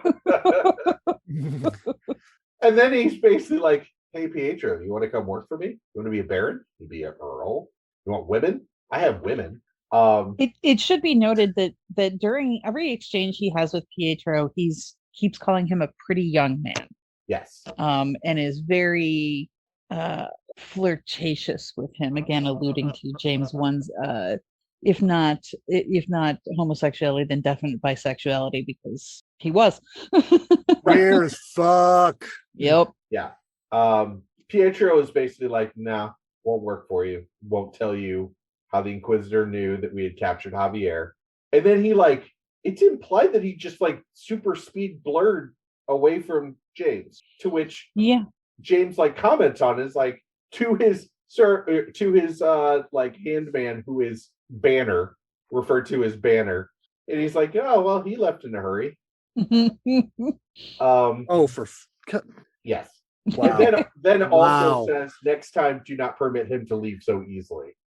Sure, that'll work. Then we instantly see Pietro back with the Inquisitor, who reports back, and the Inquisitor's like, "Well, we'll see what his next move is. If he won't give us the Witchborn, we'll go get him. That's fine. Now I need you to run and go tell the Vatican something. Tell them that the time I spoke of is coming, and then I'll let them know when it's time to act." To which Pietro reports to Toad, "There's really no other way to explain Toad than just to say Toad, because everybody knows." Yeah. God, if there has ever been just a sign of Neil's thoughts on the church, Yeah.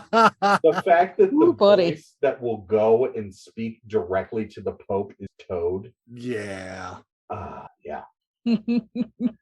That's it's real good. I like that. Right. Yep. Meanwhile, Matthew and the old man have been taken directly to Count Otto von Doom's office. He has examined the device and only knows that it's a rare and strange device with many secrets, which I'm not sure if he's fronting here, because seriously, I could look at anything and tell you that it was a strange device with many secrets. A Furby is a strange device with many secrets. Terrifying secrets. I was going to say terrifying. Furbies have seen some shit, man. So basically, Doom is like, "Okay, old man, tell me what this does." And the old man's quiet, and he's like, "Okay, well, you're not going to be tortured. I'm too nice to torture you. You're too old and frail to survive it, and I'm a fucking genius that knows magic. So I mean, like, basically everybody in here is like, here's my dick. Yep. Hold on, let me just set this on the table here. Right. Fun. Which is actually funny because as he's escorting, or as the guards are escorting Matthew and the old man out, Matthew's like, he thinks a lot of himself, doesn't he? Says the horrible bard. Yes. Yeah. So Doom is like staring at this thing and pondering it, and he's basically like, he's in his mind, he's formulating how he's going to ask Reed what it does, which is great. So he asks Reed, basically like, well, I could do this with it, I could do that, like, what do you think? And Reed's like, everything you've told me about it sounds like it's wrong, so why don't you just lock it up and walk away? Because it's not great. Whatever it is, it's not great. And Doom is like, you're a coward and a fool. I will have this power, because it's Doom. Of course. He's also like still talking about it as he undresses for the night. There's a woman in his bed that's unidentified. Oh no, it's Natasha. Never mind. It sure is. I was just about to say. Natasha's in his bed, and he's like still like he's getting naked and still talking about it. Like, I can't break it. The acids failed. Like, this happened, and Natasha's like, okay, but you're already Count Otto von Doom. Like, why don't you just let it go? Because you're about to take over the world. Your name is already Von Doom. Right. And that's what he says. There is no careful, there is no right, no wrong. There is only Von Doom. Which just I lost it. I was like, yes, this is exactly what I wanted. It's great. It's the best version of Doom. Just living his best life. Mm-hmm.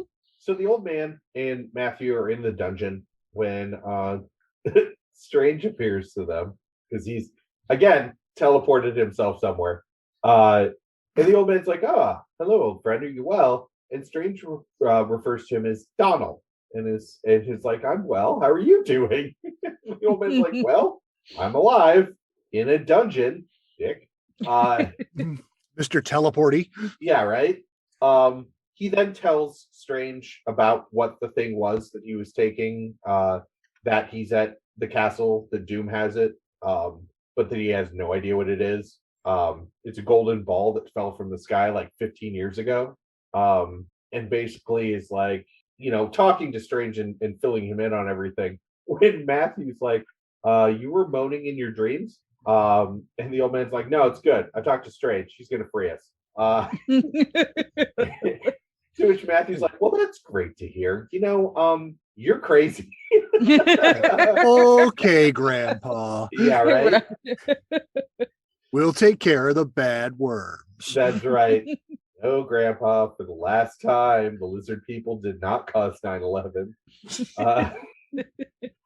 So Strange goes to talk to Virginia and Raj and Clea, and he basically talks about how journey he takes through this mirror makes him more tired and more cold. And they put together that where Reed and all of them are being kept.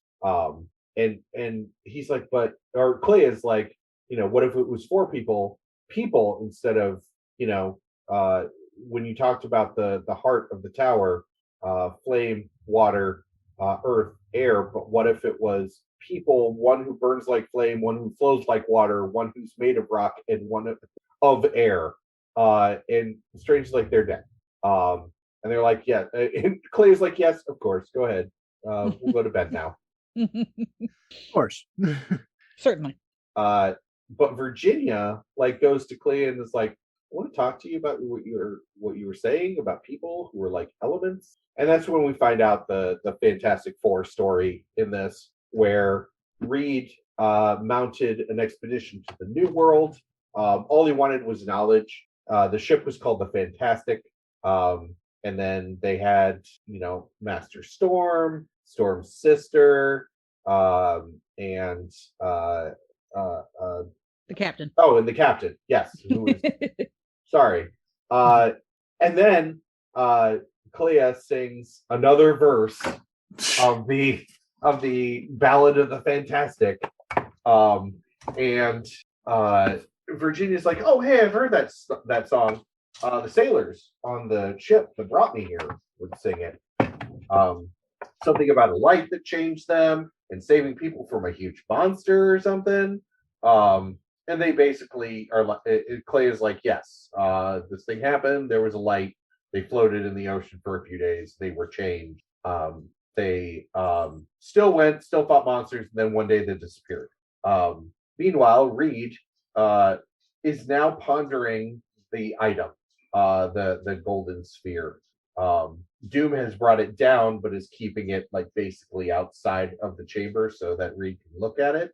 And Doom is saying like he touched it to different things, like he was trying to all these experiments. Reed's not responding. So basically, like Doom is like, okay, well, I'm gonna dip it in acid, then I'm gonna smash it with a hammer, and then I'm gonna hit it with lightning. Like, and Reed is just like the most like I wasn't even supposed to be here today look on his face. Yeah, he looks kind of bored. Yeah. Meanwhile, at the Tower of London, the X-Men are all playing cards except for Master Gray and the Angel, who are basically sitting next to the window. And basically, like, Angel is like, I am so tired of being locked up in prisons. I mean, it's hard to blame the guy. Mm-hmm. Right? And then Scotius is like, why are you talking to Master Gray? And just like, because I wish to. Like, because he's here. And Scott's like, you want to fight me? Again, total dick in this entire conversation. Wow. And then Beast basically is hey, like, man, nice wigs. Want to fight about it? right? Pretty much. Beast like breaks up the fight, being like, why are you fighting over nothing? You know, obviously, if we start fighting, that's what King James wants. You know, even worse if you were to like kill each other. That's exactly what James wants. Strange shows up and is like, yes, listen to your friend. Wait to use your anger on our enemies, and then disappears. Or then walks back out of the cell. And then they're like, who's that? Scott's like, I have never seen that man before. Meanwhile, in the next room, Fury, Strange, and Javier are meeting at a table. Pretending they can't hear any of this. Right. Strange and Javier like basically meet for the first time for the last time. And they talk about how they are three traitors meeting in the Tower of London. I mean, if you're gonna meet in a place and be a traitor, that's the place to be, really. Right? Yeah, no, it's Doles. Fury's like, how dare you call us traitors? And Strange is like, we're here to discuss acting in defiance of the crown. That's treachery. That's traitors. Fury's not happy that he called him out. So Strange is basically like, all right, what are we gonna do? This is what you said before, that it was the end of the world. So if that's the case, how are we gonna do any of this? Because the only person I know that can help us would be Reed. And Fury's like, but Reed's dead. All four of them vanished after leaving Russia 5 years ago. And Strange is like, and what if I told you he was alive and that he is a captive of Dooms right next to the Templar treasure, right next to your agent? And Fury, you just have all those things where you couldn't have kind of buried the lead there. Right. Well, and Fury's like basically like, okay, well, if you can prove it, I'm all in, and I'll take the castle down stone by stone. To which Strange is like, I can't prove anything. I'm just a mountebank, as you said this morning when I was 100 miles away. Did you enjoy your bread and cheese? So Fury is processing this when Javier's like, he speaks the truth. Well, no shit. And Fury's like, well, how could you know? And Javier's like, I don't, but I know that he believes he's speaking the truth. So Fury's like, okay, well, I need an army. I need to attack Latveria. I need to have the king give me an army. Nor could an army get there fast enough. And Javier's like, no, you're wrong. You don't need an army Doesn't take weeks to get there. I might have some dudes that have trained for this. I know a guy. Oh, you need an army? No problem. Get you an army by 3:00. Don't worry about it. Right. And Fury processing all this is basically like, I don't believe that the world is ending. I don't like you, and I don't like, I don't like or trust Stephen Strange. I failed to protect my queen, and now I'm betraying my new king. But Reed was my friend, and you are my friend, so you have my word. It's actually kind of sweet. Yes. To which Javier's like, great, I'll need a ship, the strongest and fastest that you have. And as they are free ass just walking out of the Tower of London with no one stopping them. That's not how any of this works. Fury's talking to, or Strange is talking to Fury and says, one last thing, the girl Virginia, she's important. She's somehow causing the strange weather. To which Fury's like, cool, so we should kill her. And Strange is like, classic Nick. Oh, Nick. Oh, you fucking murder hobo. To which a man kind of stumbles down the stairs. Oh no, I'm sorry. It's Strange who suddenly starts stumbling down the stairs. Peter's there to meet them all of a sudden, and Fury's like, Peter, make sure that Strange gets safe back to his home. Then go back to your village, go to your aunt and uncle, get an honest job, get the hell away from me. And Peter's like, no, absolutely not. And Fury's like, okay, here's the deal. You worked well and hard. Fare you well. You're going to have a great time. And if you ever think that King James is onto you, slit your own throat because it'll be better for you. And God be with you. Yeah, good luck out there, kid. So, meanwhile, in the Thames, there are prisoners being taken out on a ship in chains. Then they scuttle the ship and send them all to a watery grave. Historian, was that something that James did? That, like, putting somebody on a ship? Putting a bunch of prisoners on a ship and then just sinking it in the Thames to be like, well, bye. Not that I'm personally aware of, although I mean, Expensive. That's the thing. Yeah, I wouldn't put it past the guy, but right. Scuttling a ship was a lot more expensive back in the day. Exactly. And it's just because of the cost incurred, it doesn't seem likely, but that doesn't mean it is impossible. Especially I wouldn't put it past him. Especially not when they just had transportation available. Right. Send them to Australia. Yeah. Yeah. Send them to the colonies. You like the colonies so much? Fucking go there. Go there. Yeah. You won't get very good health care. Fuck out of here. Oh, God, that hurts. Okay. So it's revealed that the people on the ship are the X-Men. Fury's on the ship, a couple guards, a couple other people. And basically whole interconnected cinematic universe. Yes. Mm-hmm. So as soon as Javier gives the order, Scott blasts the ships that are sent out to scuttle them. Jean takes the ship over and basically turns it into a rocket ship that flies across the sky. This is a real thing. Subtle. It just comic happened. books. Meanwhile, Peter's taking Strange home when Strange passes out. He is on the surface of the moon when he kind of comes to. There's just feet and a cape that you see, and it says, "Perhaps I do owe you something of an explanation." And that is the end of part 5. No, right. So the next issue opens with basically Strange in an astral form on the moon's surface with a figure that anybody that knows comics would know is the Watcher, standing there saying, "I can't help you to your feet, but if you imagine yourself on your feet, you'll be on your feet."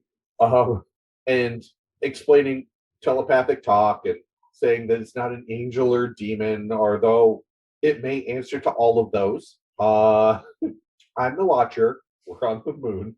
Man, we run into the moon a lot on this podcast, Leia. They fucking comic books love the fucking moon. The vertical leap is beyond all measurement. Yeah. Yeah, I mean, it's right there, and there's so much space on it. Exactly. There's a lot of like Strange asking what's happening and the Watcher just being cryptic as fuck. No, the Watcher getting cryptic. Although the Watcher What? finally does come down and is like, okay, so in the last month, I kind of have pushed your mind a little bit, and I've spoken through your mouth as if I'm you.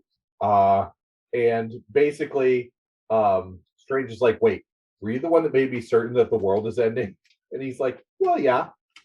And by the way, your world does have less than half a year before the temporal stresses that are on it destroy it entirely. So there was a whole reason I did that. So right. The reason I did that is it's true. I do love that the Watcher takes his oath sort of like Star Trek takes the Prime Directive. I'm like, I can't break this oath unless I really want to. Right. Well, for unless I interpret it very loosely. Right. Everybody except for Kirk, who's like, will violating the Prime Directive get me laid? Oh, absolutely. Yes. So basically, like the Watcher's like, I've talked to the other Watchers, and here's the deal. If the Earth explodes from what's going on, it would then expand destructively in all directions at the speed of light, which is great because going back, that proves that Reed's theory on the speed of light is right. And so basically, he was given permission to save the multiverse because this would expand in every direction and eventually take over the multiverse to interfere. This is mainly because if he doesn't do this, the Watchers will have no job. They will be unemployed. Right. And since watching is all they do, this is actually bad news for them. So they were like, okay, you know what? Interfere, bud.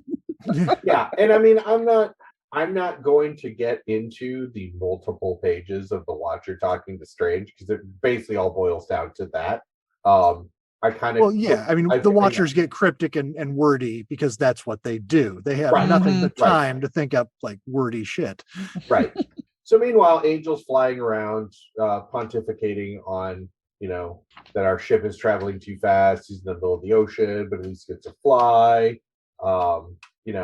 We're warriors now. We go and release prisoners. We retrieve stuff. But if we die, it'll be a good death. Pretty much where he ends up at. It's again, there's a lot of these that I'm like, I like a lot of this. A lot of this has deeper meaning in the plot. But I mean, the details in this are a lot that really are kind of fluff. Especially from Angel. It seems like Angel does a lot of soliloquizing. Or something. Yeah. However you pronounce that. I'm sure I'm butchering something. But whatever, the things that we do find out are Master Gray is basically like, if the ship stops moving, not going to be able to get it moving again. So it has to go exactly 50 miles an hour. Right. Stop it! So for this reason, Gray hasn't slept because he has to keep the ship in the air. And neither has Javier, who sits beside Gray and basically uses his power to keep Gray going. Angel lands on the deck. Scott immediately is like, where were you? He's like, I was flying, man. I have wings. I need to like work them out. And Scotty's just like, you're supposed to draw attention. And from the giant flying ship. Okay. Which is exactly what Angel says. He's like, from the flying ship. And then Scotty's is like, get dressed. You're a disgrace. You're parading about. You're near naked. And it's like, Angel's like, dude, I have wings. They don't really come, like shirts don't really come with wing holes. Like, do you know how expensive tailors are in the 1600s? Right. I have to pay a farthing. So Fury is like shows up and is like, hey, we're gonna hit the Alps soon, so can you tell Javier that we need to go up? Latveria will be there, but like honestly, mountains are high. And so Scotty walks away, and Angel's just like, Sir Nicholas, why does that dude hate me? And Fury's like, because he's scared and he's jealous. He thinks she likes you, and that troubles him. And Angel's like, she? Who's she? Because nobody else has figured out that Gray's a woman. Yeah. Of course not. No. The look on Fury's face, there's just a panel with no dialogue, and he's looking at Angel with like, Are you serious, Abject bro? dog vomit. Like, are you fucking with me, brother? Like, It's like you're not that dumb. No. Oh my God, you are. Why must I be plagued by the dumbest of humanity? So then Fury's like, okay, well, get everybody else, meet me in the captain's cabin because we have to talk tactics for, we're almost at Latveria. And then he's like, oh, and by the way, put a shirt on. So meanwhile, in the cell at Doomstadt, we get a bunch of kind of inner monologue from the Thing, who is in a area that is only big enough for like just him. And it's been a week since he got any food. And we find that booming and the movement is basically him moving himself to start to break his cell open a little more and a little more. The old man and Matthew are in a cell, and the old man's like, "What's going on?" And Matthew's like, "Well, I'm listening, so I'll tell you when I know." And this is when Matthew basically listens in and spies on Pietro and Doom having a conversation. And Pietro's basically like, "Listen, there's a witch breed ship flying in the sky on their way here to make war with you." And Doom's like, "Okay, but the Inquisition's not my biggest fan. So why are you here?" And Pietro's like, "Well, this is kind of like an olive branch from the Inquisition. We want to start something back and forth." And Doom is like, "Why haven't I heard of why haven't I heard of a ship in the sky?" And Pietro's like, "It's moving really, really fast. Like your fastest messengers will be telling you about it soon." To which a bird literally lands on Doom's hand. Doom reads the message and is like, "Well, looks like you're telling the truth." Well, I'll be damned. Now, I'm just going to say you are now a guest here. You're definitely a guest. Guards, get this guest. To which Pietro like disappears. And Doom's like, "Okay, well, we'll look into that later." To which a guard Just is gonna like, back burner that one for now. right? And a guard is like, "The thing in the dungeon has started acting up again." And then Doom's like, "Okay, tell you what, we're gonna deal with the things in the boat. Once we deal with the things in the boat, we're gonna kill the thing. But for right now, we need cannons, archers, vulture flyers. I want everything we have aimed at the sky." And so I would love to know at some point how Latveria affords this. Right? Like, What are they exporting? What's their GDP? What do they do? I'm just like, what does it seems like everybody in Latveria works for Doom, and that's not tenable. Because there is no currency. There's only Doom. That's fair. just I'll have their Doom tokens. Latveria runs like a demonic Chucky. Oh man. Editor's note: we missed a real opportunity by not saying Doom and Busters there. So Matthew is telling the old man basically there's a miracle on its way, and the miracle is to be blasted out of the sky. And the old man's like, "Okay, the cart. Do we still have the cart?" And Matthew's like, "Yeah, it's in the courtyard." The old man's, "Okay, can you get us out of this cell and can you get us to the courtyard?" And Matthew says, "You're asking the impossible." The old man says, "So that's a no?" And Matthew says, "It's more of an I'll try my best." Bless him. It'll make for a terrible song. Yeah. Okay, so meanwhile, the battle has begun where cannons are being fired up into the sky where they will for sure never land these cannonballs into the sky. Well, they won't land on Latveria at least. So. Well, there you go. Fuck you, Spain. So basically, like on the ship, they're doing Fury, Javier, and the X-Men are doing tactics, and they're like, "Okay, step one, take out the cannons." Angel takes Scotius down, drop him off, and then come back and get Fury. And they're like, "But Fury's a human. He's a nobody. And Fury's like, yeah, well, I'm dangerous. I'm fine. I'll be fine. So Angel takes Scott in the air, basically telling him, he's like, hey, by the way, I don't know why you think I hate you, and you've given me no cause to like you at all, but I'm not going to drop you, bro. Don't worry about that. Why? To which Scott like pulls up his visor, blasts a vulture assassin out of the air that was just going to kill Angel, and Angel's like, oh, thanks.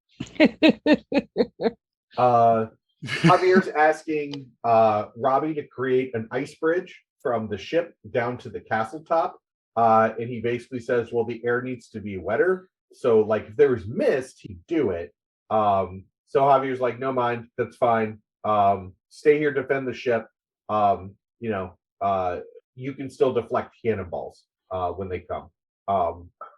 And then he says, oh, and Henry will help you. And Beast is like, you have not taught me to catch cannonballs.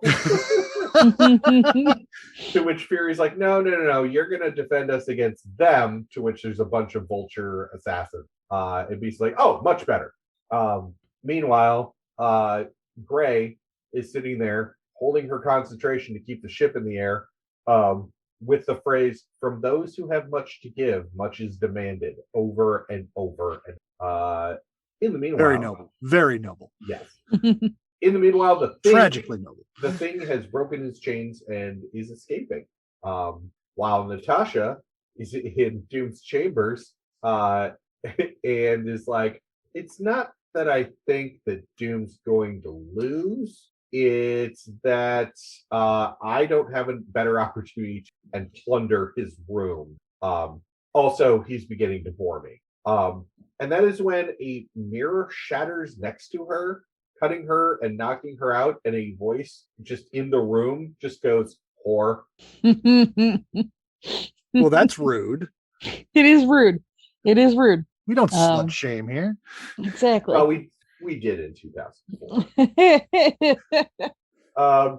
So basically, like, Matthew has taken the chains that he and the old man had around them, put them through the bars on the side of the castle wall, used that to break open the window through leverage, and is jumping out of the hole with the old man, basically saying, hold on tight. He's using the chains to lay. Very weird, strange to follow. Yeah. And then does his kind of... So basically Daredevil does parkour. Yes. Pretty much, yeah. A bunch of parkour on his way down. Okay, gotcha. Parkour is notoriously difficult to draw. Yes.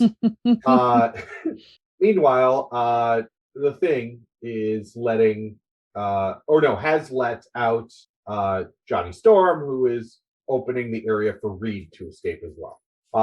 So they get to the bottom, and Matthew's like, so we're down. What do we do now? And the old man's like, I need my stick.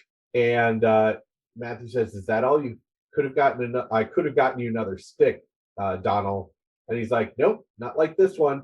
This is the treasure that the Templars asked me to bring, brought to Jerusalem by the Norsemen 800 years back. It may not do anything. It may all be a legend. And so that's when guards are starting to approach, and Donald sticks the staff into the ground, calls for Jesus to have mercy upon their soul. And then there is a sound of thunder and ozone, and all of a sudden it is thundering and lightning in the sky above where the ship is. So Bobby is like, hey, you remember what I said about it needing to be more wet? And then causes the storm to become an ice storm. Also freezes all of the assassins in midair so that they fall to the ground. And then freezes all the cannons. So easy to forget how much of a badass Iceman can be. Right? Can be, yes, absolutely. Scott's like, okay, get us back up to the ship. And Angel's like, this is frozen rain. Scott really just does not know how wings work. Is Right. what I'm getting here.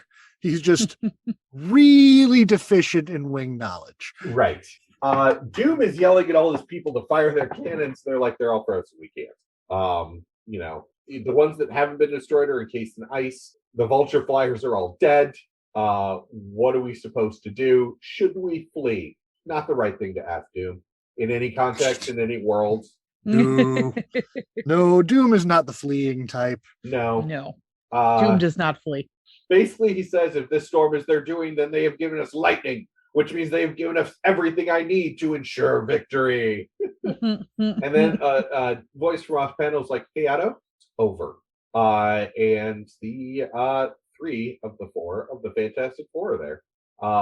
Johnny basically being like, hey, you remember how you imprisoned me under a waterfall and you made my sister an ornament in your bedchamber? Yeah. It's time for you to pay. And Doom is like, basically, all I need is lightning. That's all I need. Tell them what I have in my hands, Reed. It's from another world or another time. And then lightning strikes it, and it breaks open, but it also fries Doom's face. Of course. Not Doom the handsome. No, Yeah. my handsome face. My face. The goggles, they do nothing. So everyone is like, all the Fantastic Four are like deciding whether or not to kill Doom, to just stomp his face till he's dead. When Johnny's like, what in the name of 100 demons is that? To which we find out that the old man has become Thor. Of course. Right. 'Cause if we hadn't guessed already, like, Yes. I mean, no, the lightning and the thunder. Well, the real tip off, which I actually literally just realized now, is they keep calling him Donald. Yes. And that, of course, Donald being his a human alias name in Yeah. like the old comics. The old school Marvel alter ego is Yeah. like this weak ass little businessman. Yep. And it all made sense then. Like I said, there are things I'm catching now much later that I'm like, oh yeah, all right. So everybody gets on the flying ship, which Thor is now carrying, like holding. To which Reed and Fury reunite, which is very cute. Mhm. And then Thor kind of floats onto the ship, and Fury's like, okay, who is that? And Matthew's like, okay, well, that's the treasure of the Templars. He's also your secret weapon. He might also be carrying it. I'm not really sure. And then the old man's There's like, a lot going on. yes. I am Thor of the Thunders, mighty my Mjolnir, fighter of frost giants, stronger than storms. And Fury's like, whoa. Sick. He does have a way of introducing himself. Yes. Mhm. How about the old man? Where is he? And Matthew's like, okay, that's also him. It's a little complicated. So Gray has fallen asleep. And it basically like her energy is spent. To which Javier's like, can that one, according to Thor, carry us back through the air to England? And Matthew's like, from what he's told me, no, but he could get you to the sea. To which the thing is like, I can make this ship seaworthy, and then we can sail her into hell if we have to. I'm the finest sea captain alive. Yeah, putting the 3-ton rock on a ship is a great plan. Right. This is also when, I'm sorry, it's not Ben that says he's the finest sea captain alive. There's a voice off panel from nowhere that basically says he's the finest sea captain alive. And they're like, who said that? Because we still haven't shown Sue at all. So Matthew's like, okay, cool. Well, mission accomplished. Where's my diamond? Bless his heart. Got to get paid. Yeah, Fury's like, I just saved you from certain death. Shouldn't that be payment enough? And Matthew's basically like, I can't eat saved from death. My landlord doesn't accept saved from death and payment. Exposure kills, Fury. So they're flying away, and Reed, oh my god, Reed is like, hey Nick, this flying ship is cool and everything, but have you thought of doing it the easy way? Fury's like, what's the easy way, Reed? He's like, okay, so warm air rises, right? So you get a canvas, you fill it with air and heat it with a brazier. Because Reed can invent everything. Of course. Um, Reed Richard, super genius. oh my God, in so many of the ways, he really is a coyote. Oh yeah. So Natasha, meanwhile, finds Doom, who is laying on the ground with his face all burnt. And he just looks up and says, "Hide my face, Natasha. Hide my face." Back in Spain, Pietro's there basically saying, "Hey, by the way, Doom's castle fell. James is in London. He imprisons Strange and all of Fury's associates. Fury's been proclaimed as a traitor. There's a price on his head." And he's like, "I must have run 5 times across Europe in the last 2 days." Like that's just inconvenient, We really need to invent email. right? Or at least decent roads.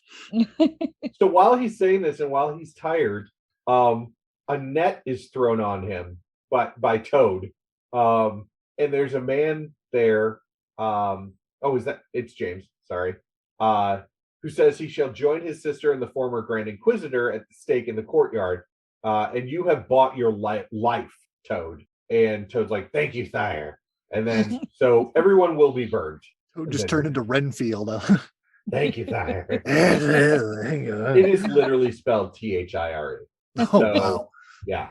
But a 16 and a half. No news is good news.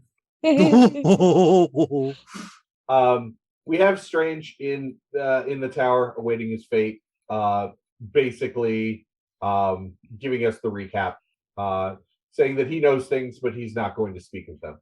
Like, he basically can help James, but he's not gonna.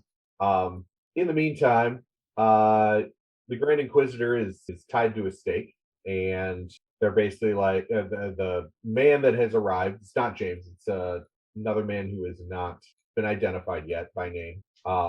Basically, it's like, you killed Brother Thomas, you've been negotiating with Witchbreed, but before you die, I need to ask something. Or no, I'm sorry. The Grand Inquisitor says, "Before I die, I need to ask something of you." The man's like, you can't ask anything of me. And he's like, "Hey, this is where I have a bunch of books and papers and magical objects. They're in a compartment in the floor underneath my desk. Burn me. That's fine. Send those to the Vatican. They can help future generations." So the man sends a brother to go and pick up everything that's in the desk. And this is where we find out that the Grand Inquisitor, the man is saying he never should have trusted him because the Grand Inquisitor was born a Jew, and was a convert. Yeah, this is another Converso story, except in this particular case, he's in the Jewish ghetto of Venice, which again was also a real place that really existed for Italian Jews. Huh. So this is also when the man is kind of doing his whole ha ha ha like speech. But this is also when you notice that he's carrying chains, and the Grand Inquisitor just goes, "Huh, unfortunate."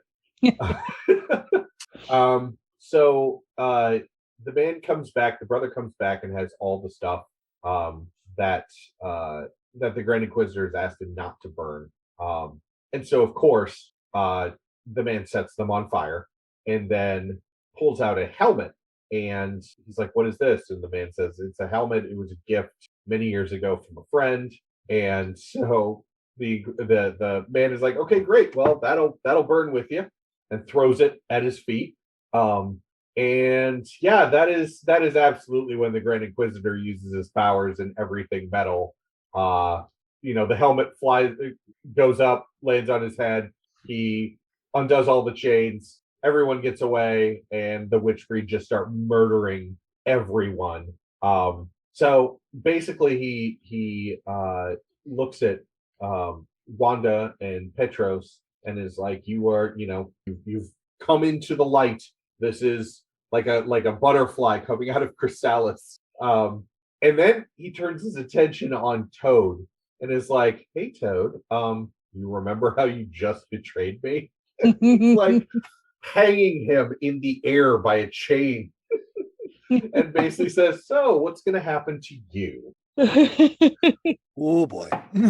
Meanwhile, on the ship in the sky, the Fantastic Four and the X-Men are all just kind of talking, and they're floating on the ocean. It's not flying anymore. They're actually on the ocean, so Gray can rest. Yeah, I'd need a nap too. Right?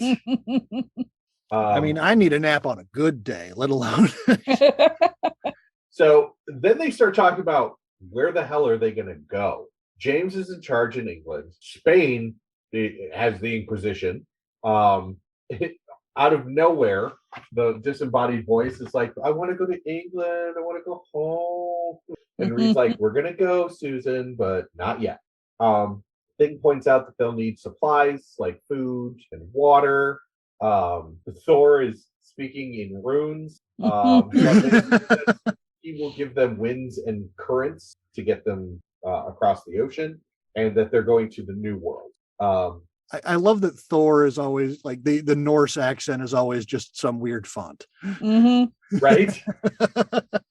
To which Johnny's like, or not Johnny, Bobby's like, the Americas are home to thunder lizards and huge leather wings and dragonish monsters, which actually in Virginia's flashback we did see.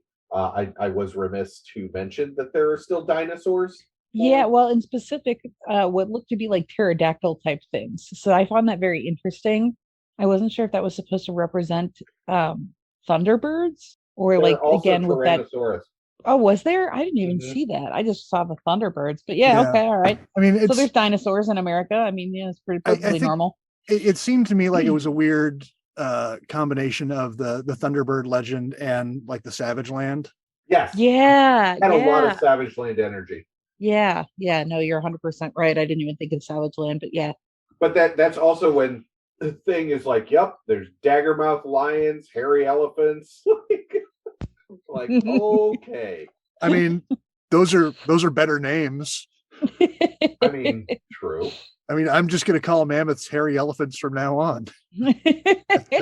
That's canon now. So Reed's like, okay, so we're going to save the world or die trying. So what do you think, Nick? What are you going to do? And Fury's like, I've betrayed my country. My life is over. I'm done.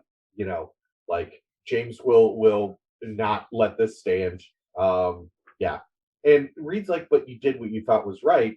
And Fury's kind of having a crisis of faith. He's like, I did it because you're my friend. I did it because Doom killed the Queen. I did it because that Strange told me unless I acted, the world was going to end. So it doesn't matter whether I did right or wrong. I'll only really learn that when I die. And then Reed's like, oh yeah, Stephen Strange. I wonder where Stephen Strange is right now.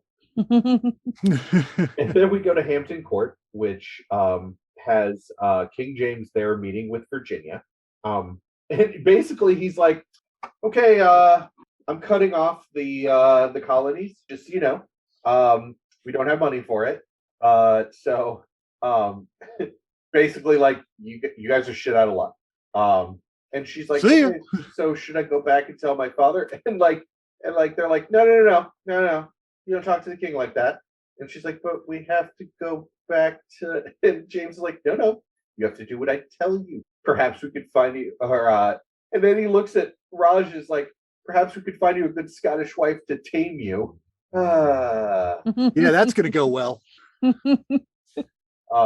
So there's David brings in that there's a petition from Clea Strange saying that her husband is not a magician but a philosopher, and they'll burn his books, break his wand if you just release him into her care, and then he's just extremely ill, to basically ask a stay of execution. And James is like, tell her he's not going to be executed because he's a magician.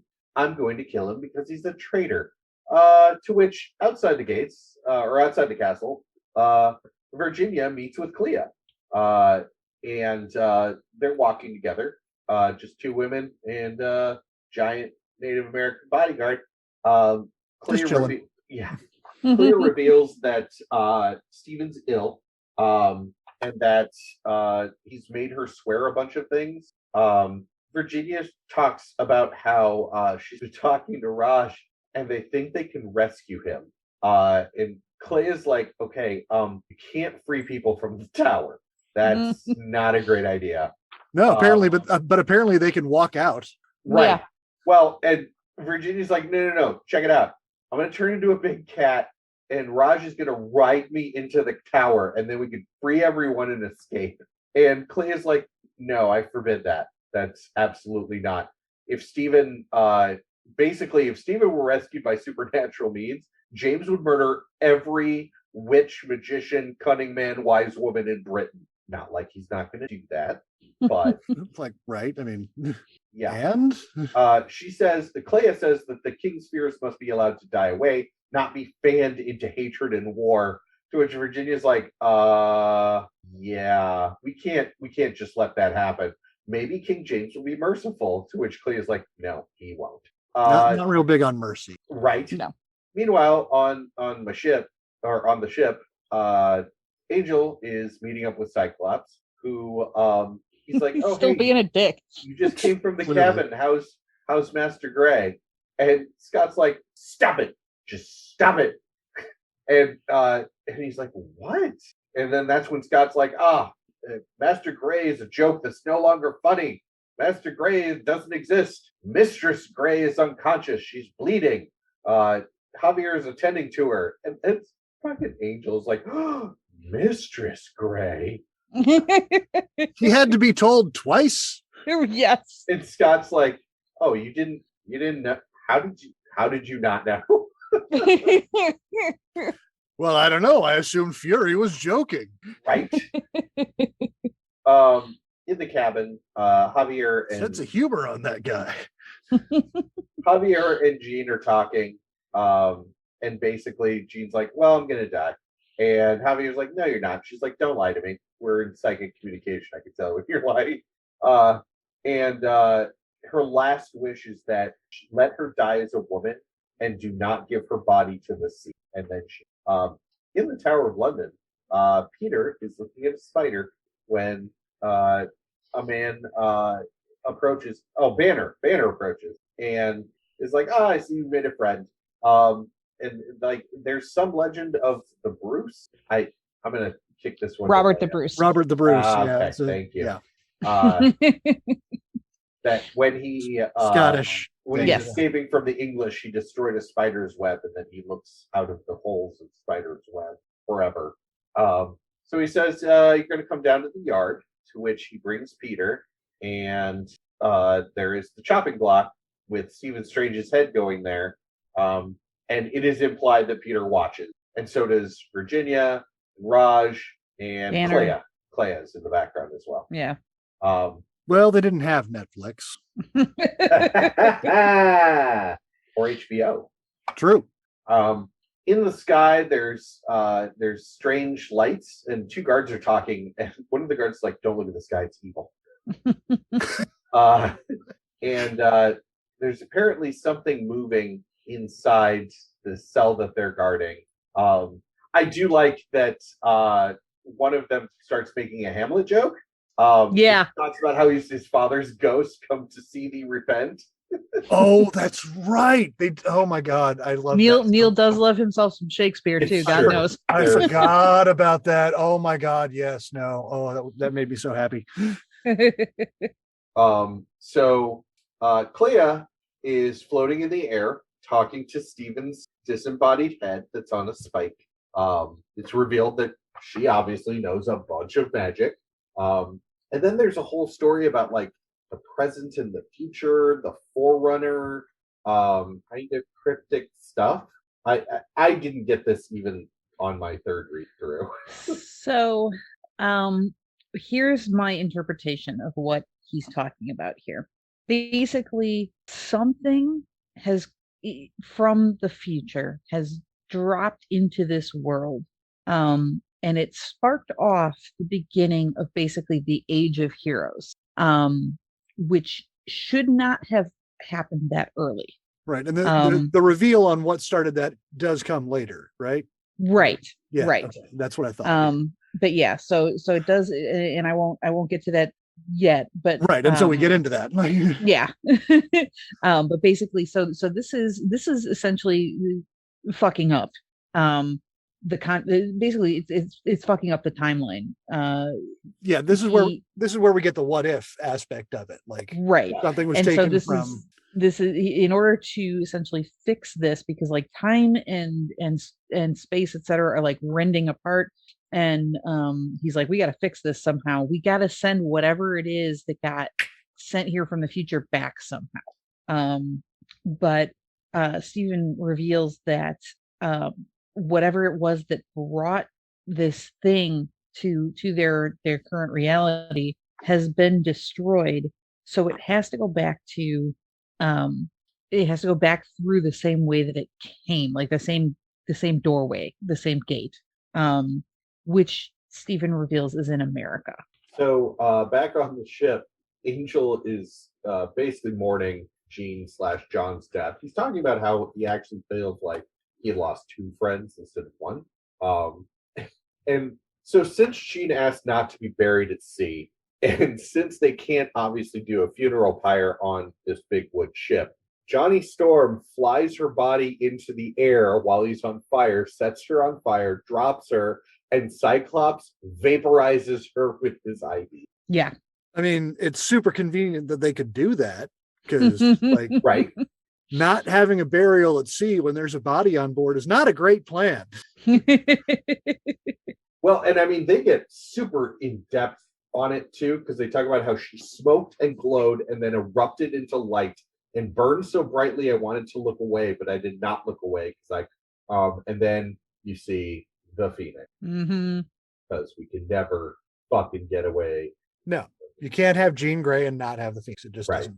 Yeah, has to happen every time. So Clea goes down to Virginia and Raj, gets them on a ship or gets them on a rowboat that goes to the ship, that goes to the Virginia Maid, and the Virginia Maid leaves port, supposedly to go to back on the ship. Like, basically there's kind of talk back and forth. Reed is just basically being super. People are asking questions. Reed's being Reed. Reed's just like, hey guys, like he's very much like I make this joke with my circle of friends all the time, but like I'm the Pisces of the group, and so like I will just interrupt conversations, be like, hey guys, do you ever like think about your dreams? And like Reed is doing this, except with science, is like, hey guys, you ever think about atoms? And it's like 1602. Right. And everybody's like, Reed, you're a crazy person. What are you talking about? And he's like, no. At the fundamental level, there are these particles. And like Ben, for some reason, out of all of them, is like, so you discovered how to transmute lead into gold. And Reed's like, well, yeah, but I need a power source and the time. But yeah, no, now that you mention it, yes, I could probably do that. Of course. So they're all just kind of, floating and talking, and Ben, of course, has his, okay, all of this stuff, can you restore me to my humanity? I've been a monster for too long. And Reed's like, I don't know. Like, a cure, the one thing he can't do. Right, a cure should be possible, but the professor can make a radio out of coconuts but can't fix a boat. Absolutely. So Peter is brought to King James, who's basically like, so you were working for Fury. Where's your loyalty? Can you be loyal to the Crown of England and Scotland? And Peter's basically like, I'm no traitor. And the king's like, okay, but your master was. So there are too many traitors around here. Strange's wife, the girl from the colonies, the Indian, traitors. All of them traitors, because they're gone. Traitor. And he's like, do you know what I want more than anything? And Peter's like, I don't know, Your Majesty. He's like, Fury. Well, Fury, I want to see him hung, drawn, quartered. Like, this is like the full King James villain scene. He's like, I want him dead. Oh, it's very Shakespearean. Yes. and and he basically is like, okay, Peter, well, you're going to work for like Banner does, like you work for Fury, like you work for the Queen. And if your aunt and uncle ever heard you died a traitor's death, well, it would break their hearts. Mhm. Oof. So he's basically sending Banner and Peter to America, to the New World, to go and get Fury. The Grand Inquisitor, meanwhile, is also on a ship heading for the New World. And this is the first time that he says, "We are no longer the Inquisition, because I am no longer an Inquisitor. We are now a brotherhood of those who will inherit the earth." Because for some reason, That's a little wieldy, sir. How about we shorten that a little? Yeah. Okay, but everything that we're doing is evil, right, sir?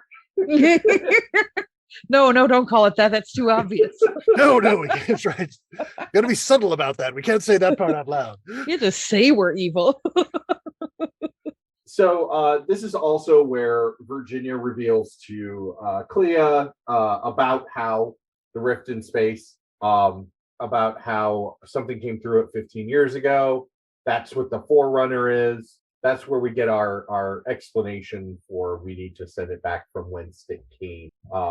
And then Clea is like putting it together, and she says, Stephen suspected that you were the one that came through time, like you were the one that came through the portal and came through time, but you aren't the time traveler, is she, Rojas? And like in perfect English, fucking Stephen Grant Rogers is like, well, if you put it like that, Miss Strange, I guess she's not. Steve. Sweet little Time to put on the charm. You little shit. You may recognize me from such films as. I also love, like, this is the one time that Captain America has been able to be smooth. Yeah. Like, he is not smooth ever. No. Like, he's just he's just too naive. Yeah.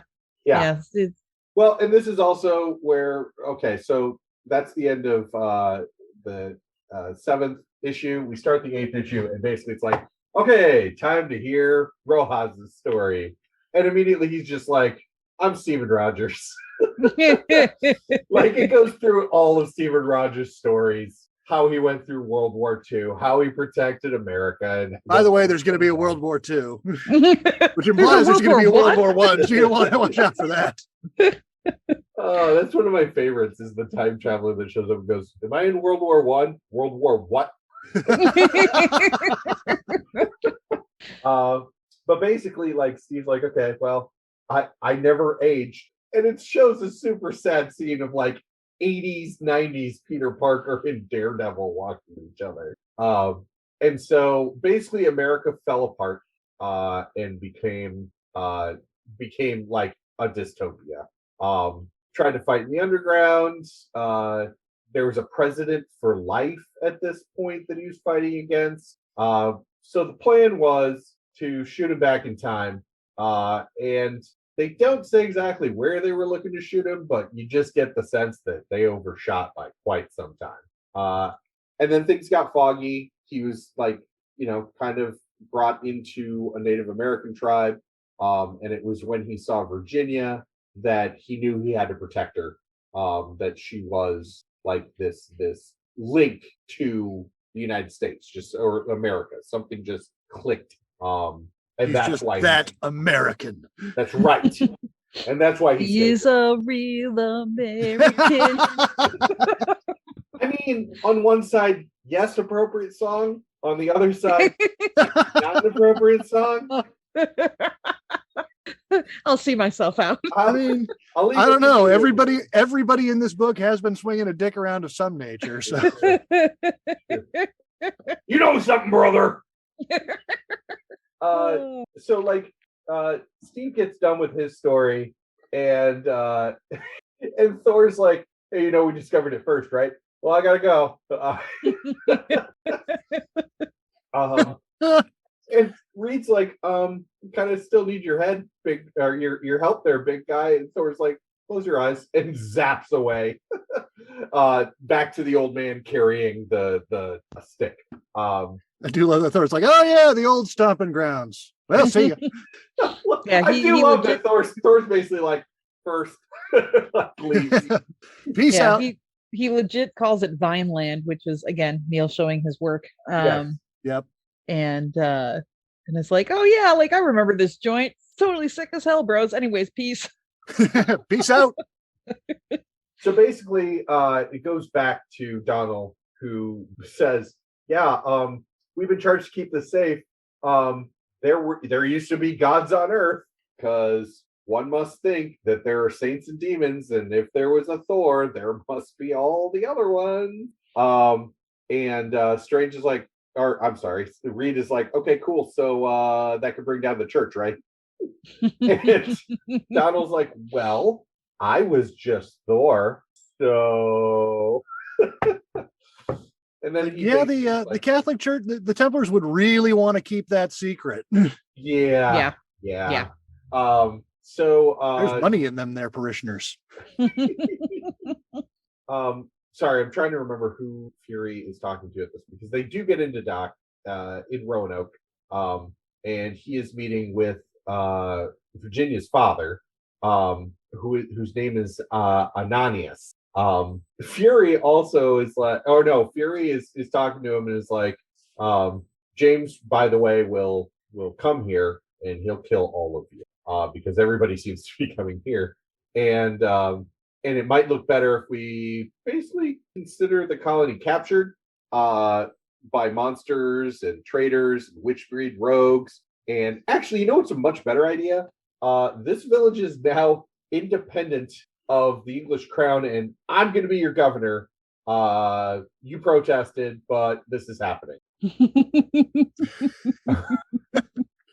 So they go outside, and like they're basically like good people of Roanoke to all of these pilgrims, while Beast and the Thing are standing right there. And he's like, "You've all been captured, so yeah, just go with it. Be nice to them. They may look a little different, but they're good people." Right. It's cool. Roll with it. They are. Back on their ship, Javier's like, "Okay, there's 3 more ships coming." Carrie, he says each brings unfinished business. I say each are carrying the other part of these plots. Yeah. The first ship contains someone dead, but not dead. They're a friend. It also carries a witch, a changeling, and someone else. Someone whose mind is close to me.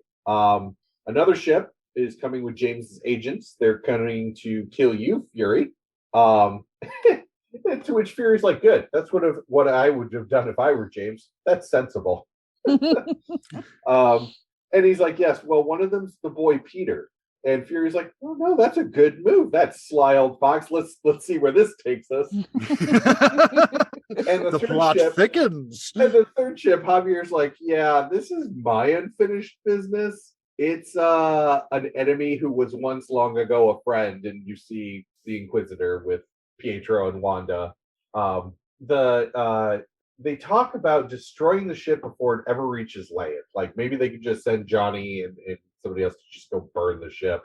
And Javier's like, "No, if we murder them, we will be no better than they are. Let me think on this, and a solution will present itself," because Javier is nothing if not optimistic about absolute. Well, also, if they burn the ship, they can't have a sequel. Right. Also true.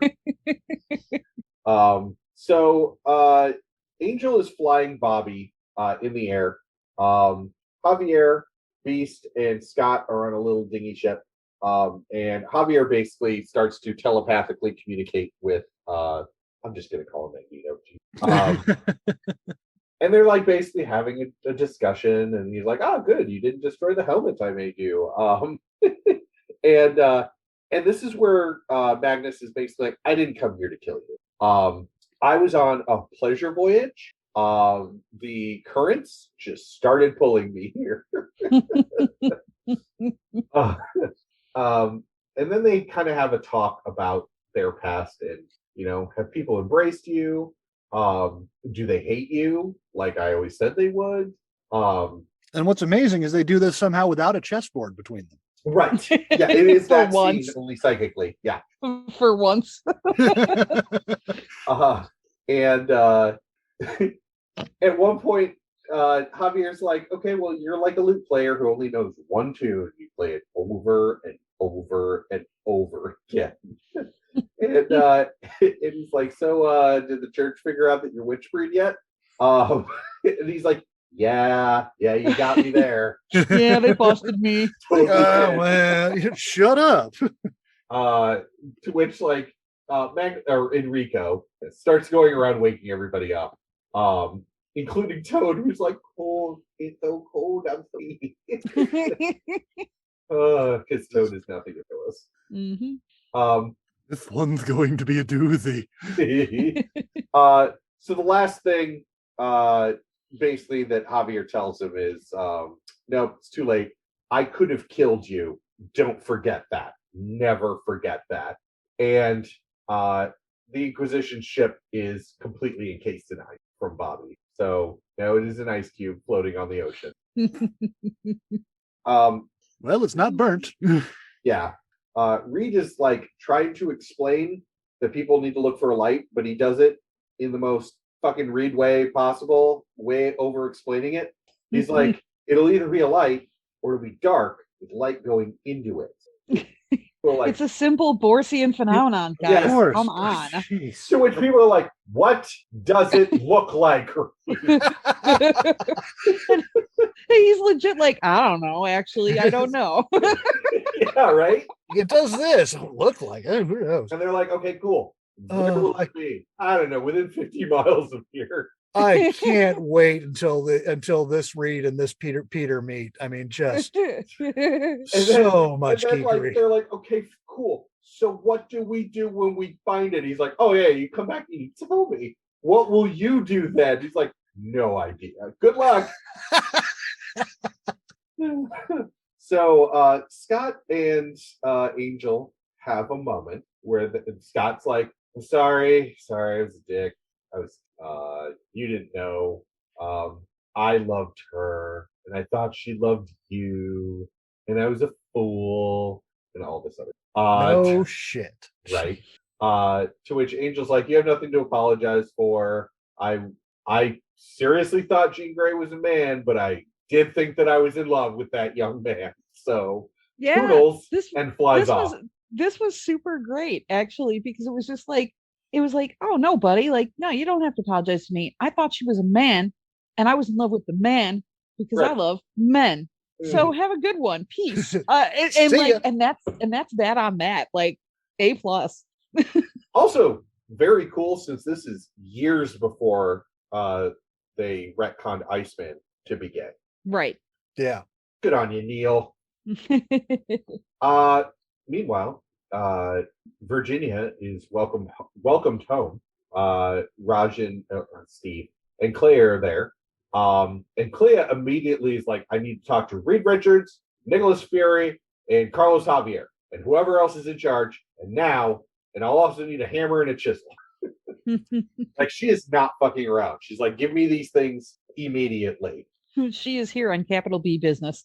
Yeah. Right. And they're like, okay, cool. That barrel that you're carrying around, what's in there? And she's like, it's a man's head preserved in brandy. She's like, it was a more reliable way to stop it rotting than salting it or smoking it. So I'm going to put on my historian hat here for a second. Yeah. That is actually what they did to Lord Admiral Nelson. Oh. When he was killed at sea, they preserved his body in wine. Sick. It actually inspired the shanty, A Drop of Nelson's Blood, because to have a sip of a drop of Nelson's blood was to drink that wine. Interesting. Ooh. Well, it is. Thank also you for revealed that. a You're sailor- welcome. A sailor did break into the cask and drank some of the brandy. Clea explains, and then also says, brandy, not wine. Sorry, but yeah. Also says he went mad, of course. But yeah, so that's what that's based on. So that's so again cool. Neil Gaiman throwing around a little bit of random history. Yeah. Very cool. So Clea walks in the room, lets everybody know that her husband is dead and that he needs to talk to. So Donald is getting drunk with his staff, basically talking about the history of the Templars and how they were persecuted and that they worship devils and how much his body hurts because he's so old. And he's basically getting drunk and telling all the secrets of the Templars to Air, except then you see that he's actually talking to Sue, who's still invisible. And there are some kids watching from like a hole in the fence, being like, who's the old drunk guy talking to the Air? And Virginia shows up and knows these kids, and says, we like basically the kids are like, oh yeah, we saw the thing that everybody's looking for, but we didn't tell them where it was because why should we?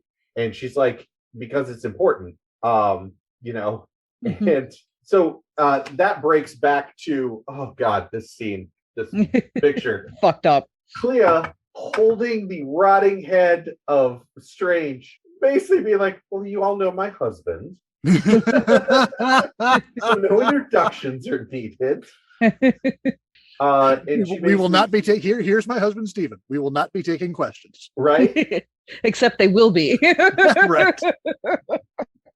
So basically, Strange explains that time itself is damaged because of something coming through 15 years ago.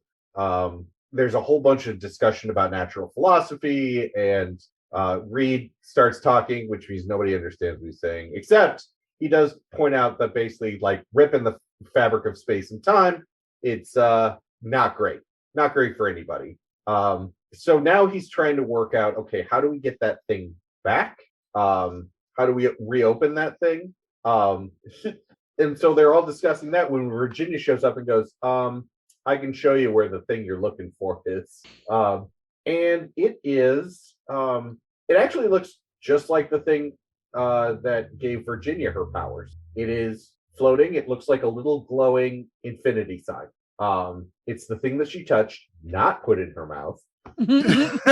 Very important. Right. And Reed calls it a peridural distortion. Peridural. Yeah. It's yeah. It's a MacGuffin. Yeah, Yes. it's the thingy. It's the thingy. It's the the thingy. Take the thingy. This here doohickey.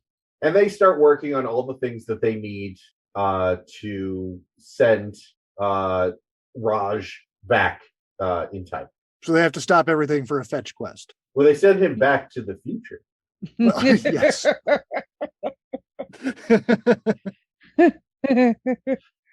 There's a wonderful line in here too from Beast, who's talking about how, because so like Reed is sitting there being himself, just jerking off over science, and expounding way more than anybody needs to know to fix this. And Beast is like, Sir Richard, had you been in the Garden of Eden and forbidden to eat of the fruit of the tree of knowledge of good and evil, by the time the Lord returned, I swear you would be advising him on the finest preserved fruit recipes. Which is just beautiful. Beautiful. Yeah, no, I love that. That is great. So Peter is walking along the shore singing Greensleeves, of all things. It was a popular tune at that point. That's how you know it's a period piece. Yeah. Or he was part of a Bofferlar. Oh, One too many madrigals. So Peter gets back, like he's like Greensleeves, holding his fishing pole and all the fish that he caught, to where everyone that was on his ship are dead. And Fury is like cleaning off a knife, being like, oh yeah, they're quite dead. Come on over, Peter. Hey, how you doing? And Fury's like, okay, so where's Banner? Because I've killed everyone but you and him. And Peter's like, I won't say. And Fury's basically like, okay, so I told you to go back to your uncle, but it was too late. I understand. It was too late when I took you to London. And Peter's like, why didn't you kill me as well? And Fury's like, no, you reminded me a lot of me. I was an orphan as well. Like, this is my story, blah, blah, blah. But then he talks about how he gave everything. He was knighted by the queen. And now all of it, James has probably just given away. His life's work is gone now. But Peter is fine. If he wants to slit his throat, great. Take my head. If Fury is willing to just let Peter take his head back if he wants, and then Peter's gone. He just has run away. So Fury's like, okay, cool. There's actually a cute scene of him laughing as crabs scutter over a corpse. I was going to say, like, I don't blame Peter for running. He did just murder a lot of people. Right? Yeah. So they talk about the coronation of James and how it was a big affair. He was the first man to rule over England and Scotland. To which, like, he's in his room and just a hand comes down to extinguish the candle. He's like, hello, Jimmy. Thought it was time I'd drop by to have a word. And it's Matthew, who is basically there being like, I'm the devil in the dark, Jimmy. We got to talk. And like James is like terrified out of his mind, but like Matt is just taunting him. He's like, you can't hide if you're a king, Jimmy. Not if you want to stay king.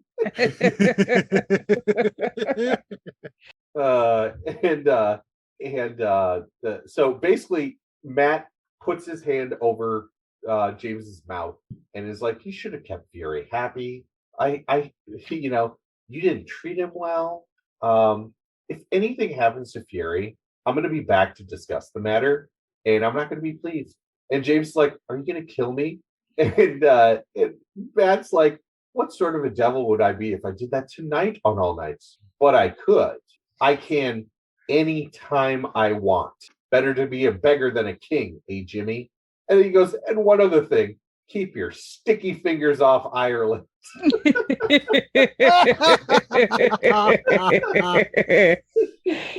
Classic Matt. Oh my. So on the frozen ice cube ship, B, Scott, and Javier have arrived to bargain with Magnus. And basically they're talking about a parlay. And Javier's like, would you like to remove your helm? And he's like, no, it's better if our conversation is allowed and with no chance of you twisting my words. So basically Javier's like, listen, the world needs your help. And Magnus is like, I know, and I'm fine, and I agree to your terms. Let's do it. One day you'll have to listen to mine, but that's the condition of my help. Is I help you now on your terms, and then my terms come later, because the alternative is worse. So back on the beach, Scott, Angel, Beast, and Javier are like discussing it about how he was in charge of burning people like them. And Javier's like, yep, you're right. He burned people who could not pass for human. And that's pretty much what he had to do. That there are no monsters here, even though, he burned a bunch of people. But Javier's like, you heard him. The alternatives work. So Magnus goes to help create this temporal rip with this key in the middle of everything. And he thinks that with his powers, he can hold and shape the rip. But he does say you would need to harness lightning in order to do this. How are you going to do that? And then the next scene is Donald being like, I am not going to do it. Because Donald believes that by taking the form of Thor, he's risking his soul. That man was not meant to be God. Man was certainly not meant to be pagan God. And so Sue is the one that actually interferes and is like, listen, Reed, is he wiser than you? And Donald's like, well, yes. And she's like, then why don't you let him decide? And basically it all comes back to Donald pontificating about the Templar stuff while he was drunk. And he's like, damn it, you were listening to me, weren't you? And she's like, I told you I was listening. So he turns back into Thor. There is a scene where the Watcher is watching Earth from the moon. Everybody's running out of time. There's about 2 days left before basically the energies will tear the world apart. and they start enacting the large plan to send Rojas back, except he's disappeared. So Fury goes and finds Virginia and is like, where did Raj go? And she's like, across the river. That's where the Indians used to be. He's like, can you find him? She's like, not if he doesn't want to be found. He's like, we need him. Without him, the world is done. Can you please go and find him? And she's like, you're gonna have to promise not to hurt him. And Fury's like, listen, I'm telling you, I promise in England's name, I give you my word, give you the word of a gentleman. I'm just saying we need him. Can you help me? So Virginia turns into a white dog and runs into the swamplands to find him. To which like a rock goes right next to Fury's head, and Raj is there in his Native American garb, bare chest, but he has put on war paint that makes it look like the Captain America helmet. It actually looks cooler than it sounds. It's pretty neat looking. I mean, like it looks like, I'm sure what you're picturing is like the NFL fan with like the painted like bad different colors on his face, like duh, Bears. No, this is it's a much classier look. Yeah. So Steve is basically like, I'm not going back. This is my country. They need me. I mean, he's not wrong. Right. Yeah, because he's like, look, the future was so screwed up where I came from that I thought maybe I could just start it over again and like start fresh and it won't get fucked up this time. Right. Except that's not how this works. Right. Except Fury's like, okay, but if you don't go back, there won't be anything. Like, right. We are not going to win. And that's when Steve points out that he knows all of them, though. He knows them from the time that he comes from. And you don't think that's weird, Steve? Which, okay, this is where my suspension of disbelief is lost. Because, I'm sorry, this is where it's lost? Yes.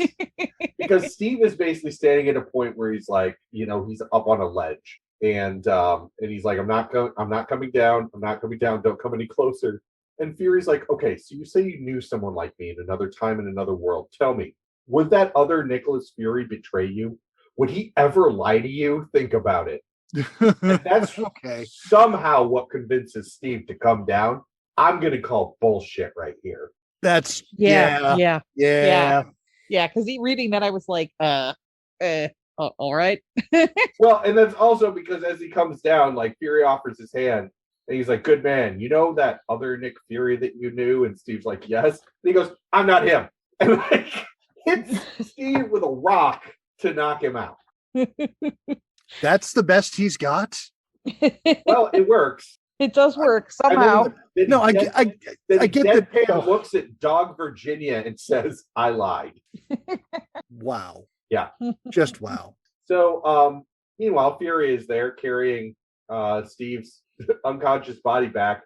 When Banner spots him on a telescope, he's got a crossbow ready, and Peter's like, okay, but what's he doing? And Banner's like, what does it matter? He's here. So are we. It's time to kill him. And that's when Dog Virginia attacks Banner. Banner's like, get this dog off of me, kill it. And Peter's like, and then Peter goes and says, okay, you can get off of him. You've done what you came for. We won't get Fury now. And Banner's like, okay, well, we'll get him next time. You can't avoid us forever. And then he's like, a strange light around here. Must be the storm. Except they're wandering into literally a kaleidoscope. Fury is walking into the light and he says, Reed, can you hear me? I brought you Steve, make it happen. Whatever you're gonna do it now. Basically the rest of the heroes that are all working on it are like, well, Fury's out there and this is already starting. We can't carry him through the gate, so and Javier's like, okay, but that means Fury's gonna die. And then they're like, well, yeah, but weren't you listening? He said do it now. So Enrique, Thor, you heard it, make it happen. So basically this is Thor's lightning with Magnus's manipulating metal to like attract the lightning to where they want it. Fury is walking Steve into the portal. He enters the portal with Steve, and there's a gigantic explosion. And after that, silence. And then it gives kind of the background for everything that will happen. The Watcher is still watching, so lets us know that the colony at Roanoke simply starves instead of being saved by Steve. Handful of survivors are rescued by the natives. Virginia Dare will die in the form of a white deer. She tries to transform for the final time and doesn't do it. Time heals everything, and everything just keeps going. And then there's this whole thing where Uatu, who's the 616 Watcher, who interfered, is like, why do I feel empty? And another Watcher appears and is like, because what you feel is shame. And Uatu's like, but I did everything that I was supposed to do. And the other Watcher's like, yep, and you did, absolutely, and you had permission to do it, but we all meddled for selfish reasons. We all meddled just because it would save our jobs, which is kind of a weird way to leave it. And so Uatu saves this universe, this small, they call it an alternity, but it's like the alternate reality. And Uatu keeps it. Alternity. Stop trying to make fetch happen. And so Uatu takes this universe and puts it inside of him and basically says that, well, I'll carry it in my heart. So he keeps watching the events as they go on. Stephen Strange is buried. Clea opens a doorway back home. Thor just dips. Yeah, Thor is like, well, ain't no more Donald. Bye. Good day. Thor takes a 2-4 and walks through the sliding glass door. Yes. Javier and Magnus like have their talk where they Magnus gives his terms where basically he says, okay, so no interference, no investigation, nothing unless I call for you. You leave me the hell alone. And Javier's like, okay. And then he's like, secondly, I want you to teach my children, Wander and Petros. They're never to know that they're mine, but teach them. And one day I'll send for them. And so Reed and Sue watch the sunset and are talking about how everything's been restored for now. We gave Steve back to the future, but we also gave them Fury. This is also when you see for the first time that Banner's the Hulk. Yeah. Just in a random panel that has never come up with anything. Yeah, there's no explanation for it. It's just he's just hulked out for no reason. It's got to have something to do with the explosion from the sky beam. Oh, I didn't even think about that. That's a good point.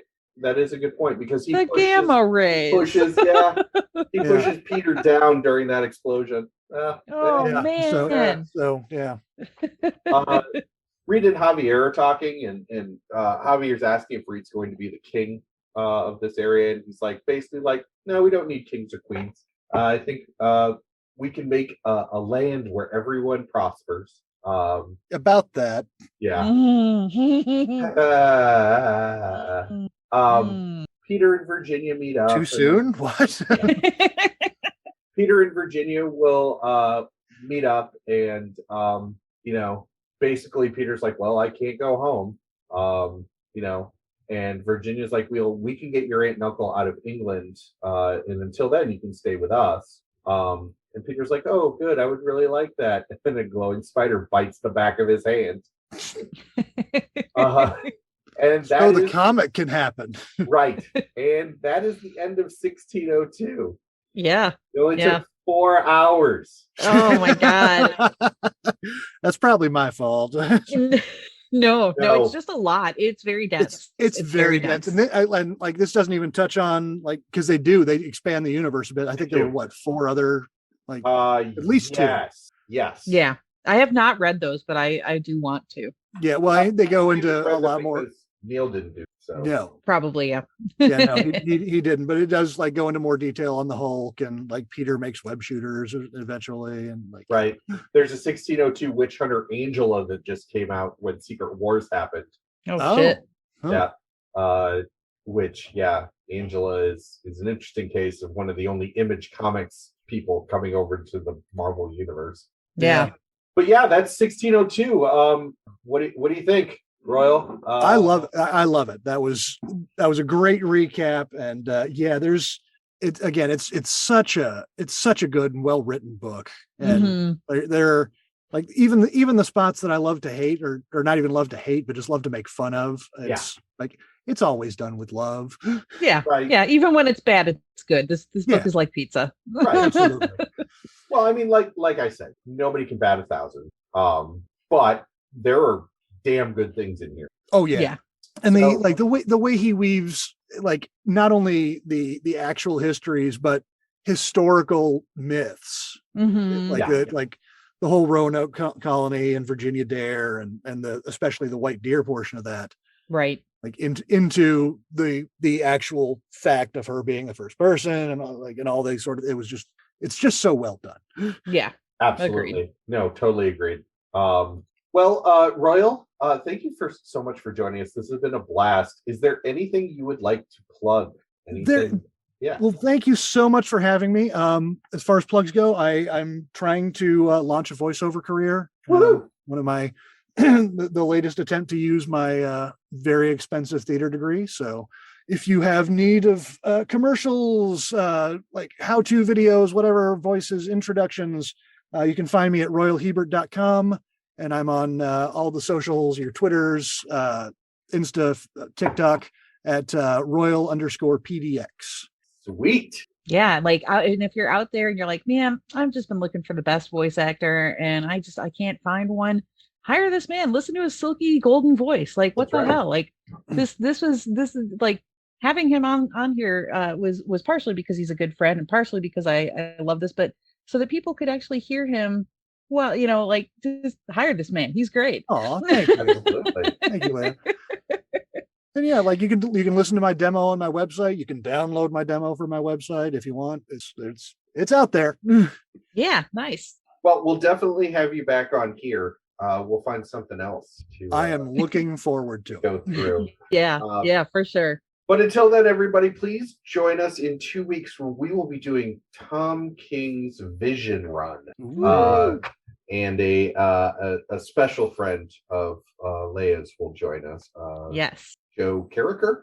Yeah, Joe Carricker. Nice. I don't know this dude. But. he's just a wonderful person inside and out. And he is also a extremely talented author who has written one of my probably top 10 favorite books, which I encourage everybody to read. It's called Sacred Band. But yes, he will be joining us next time, and I'm really stoked for Tom King's Vision Run. If you watched WandaVision and enjoyed it, you do not want to miss this episode. And if he needs an audiobook narrator, he knows where to find me at royalhebert.com. Yeah. All right, everybody, join us then. And until then, take it away, Vandello.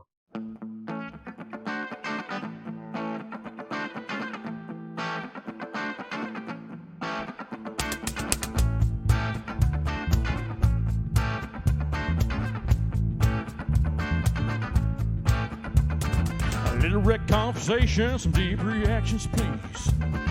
All this comics narration ain't me. A little more talk, a lot less read. A little fight, baby, is what I need. Close the trade, open up your brains. Explain it to me. Explain it to me, baby. Explain it to me. Explain it to me, baby. Explain it to me.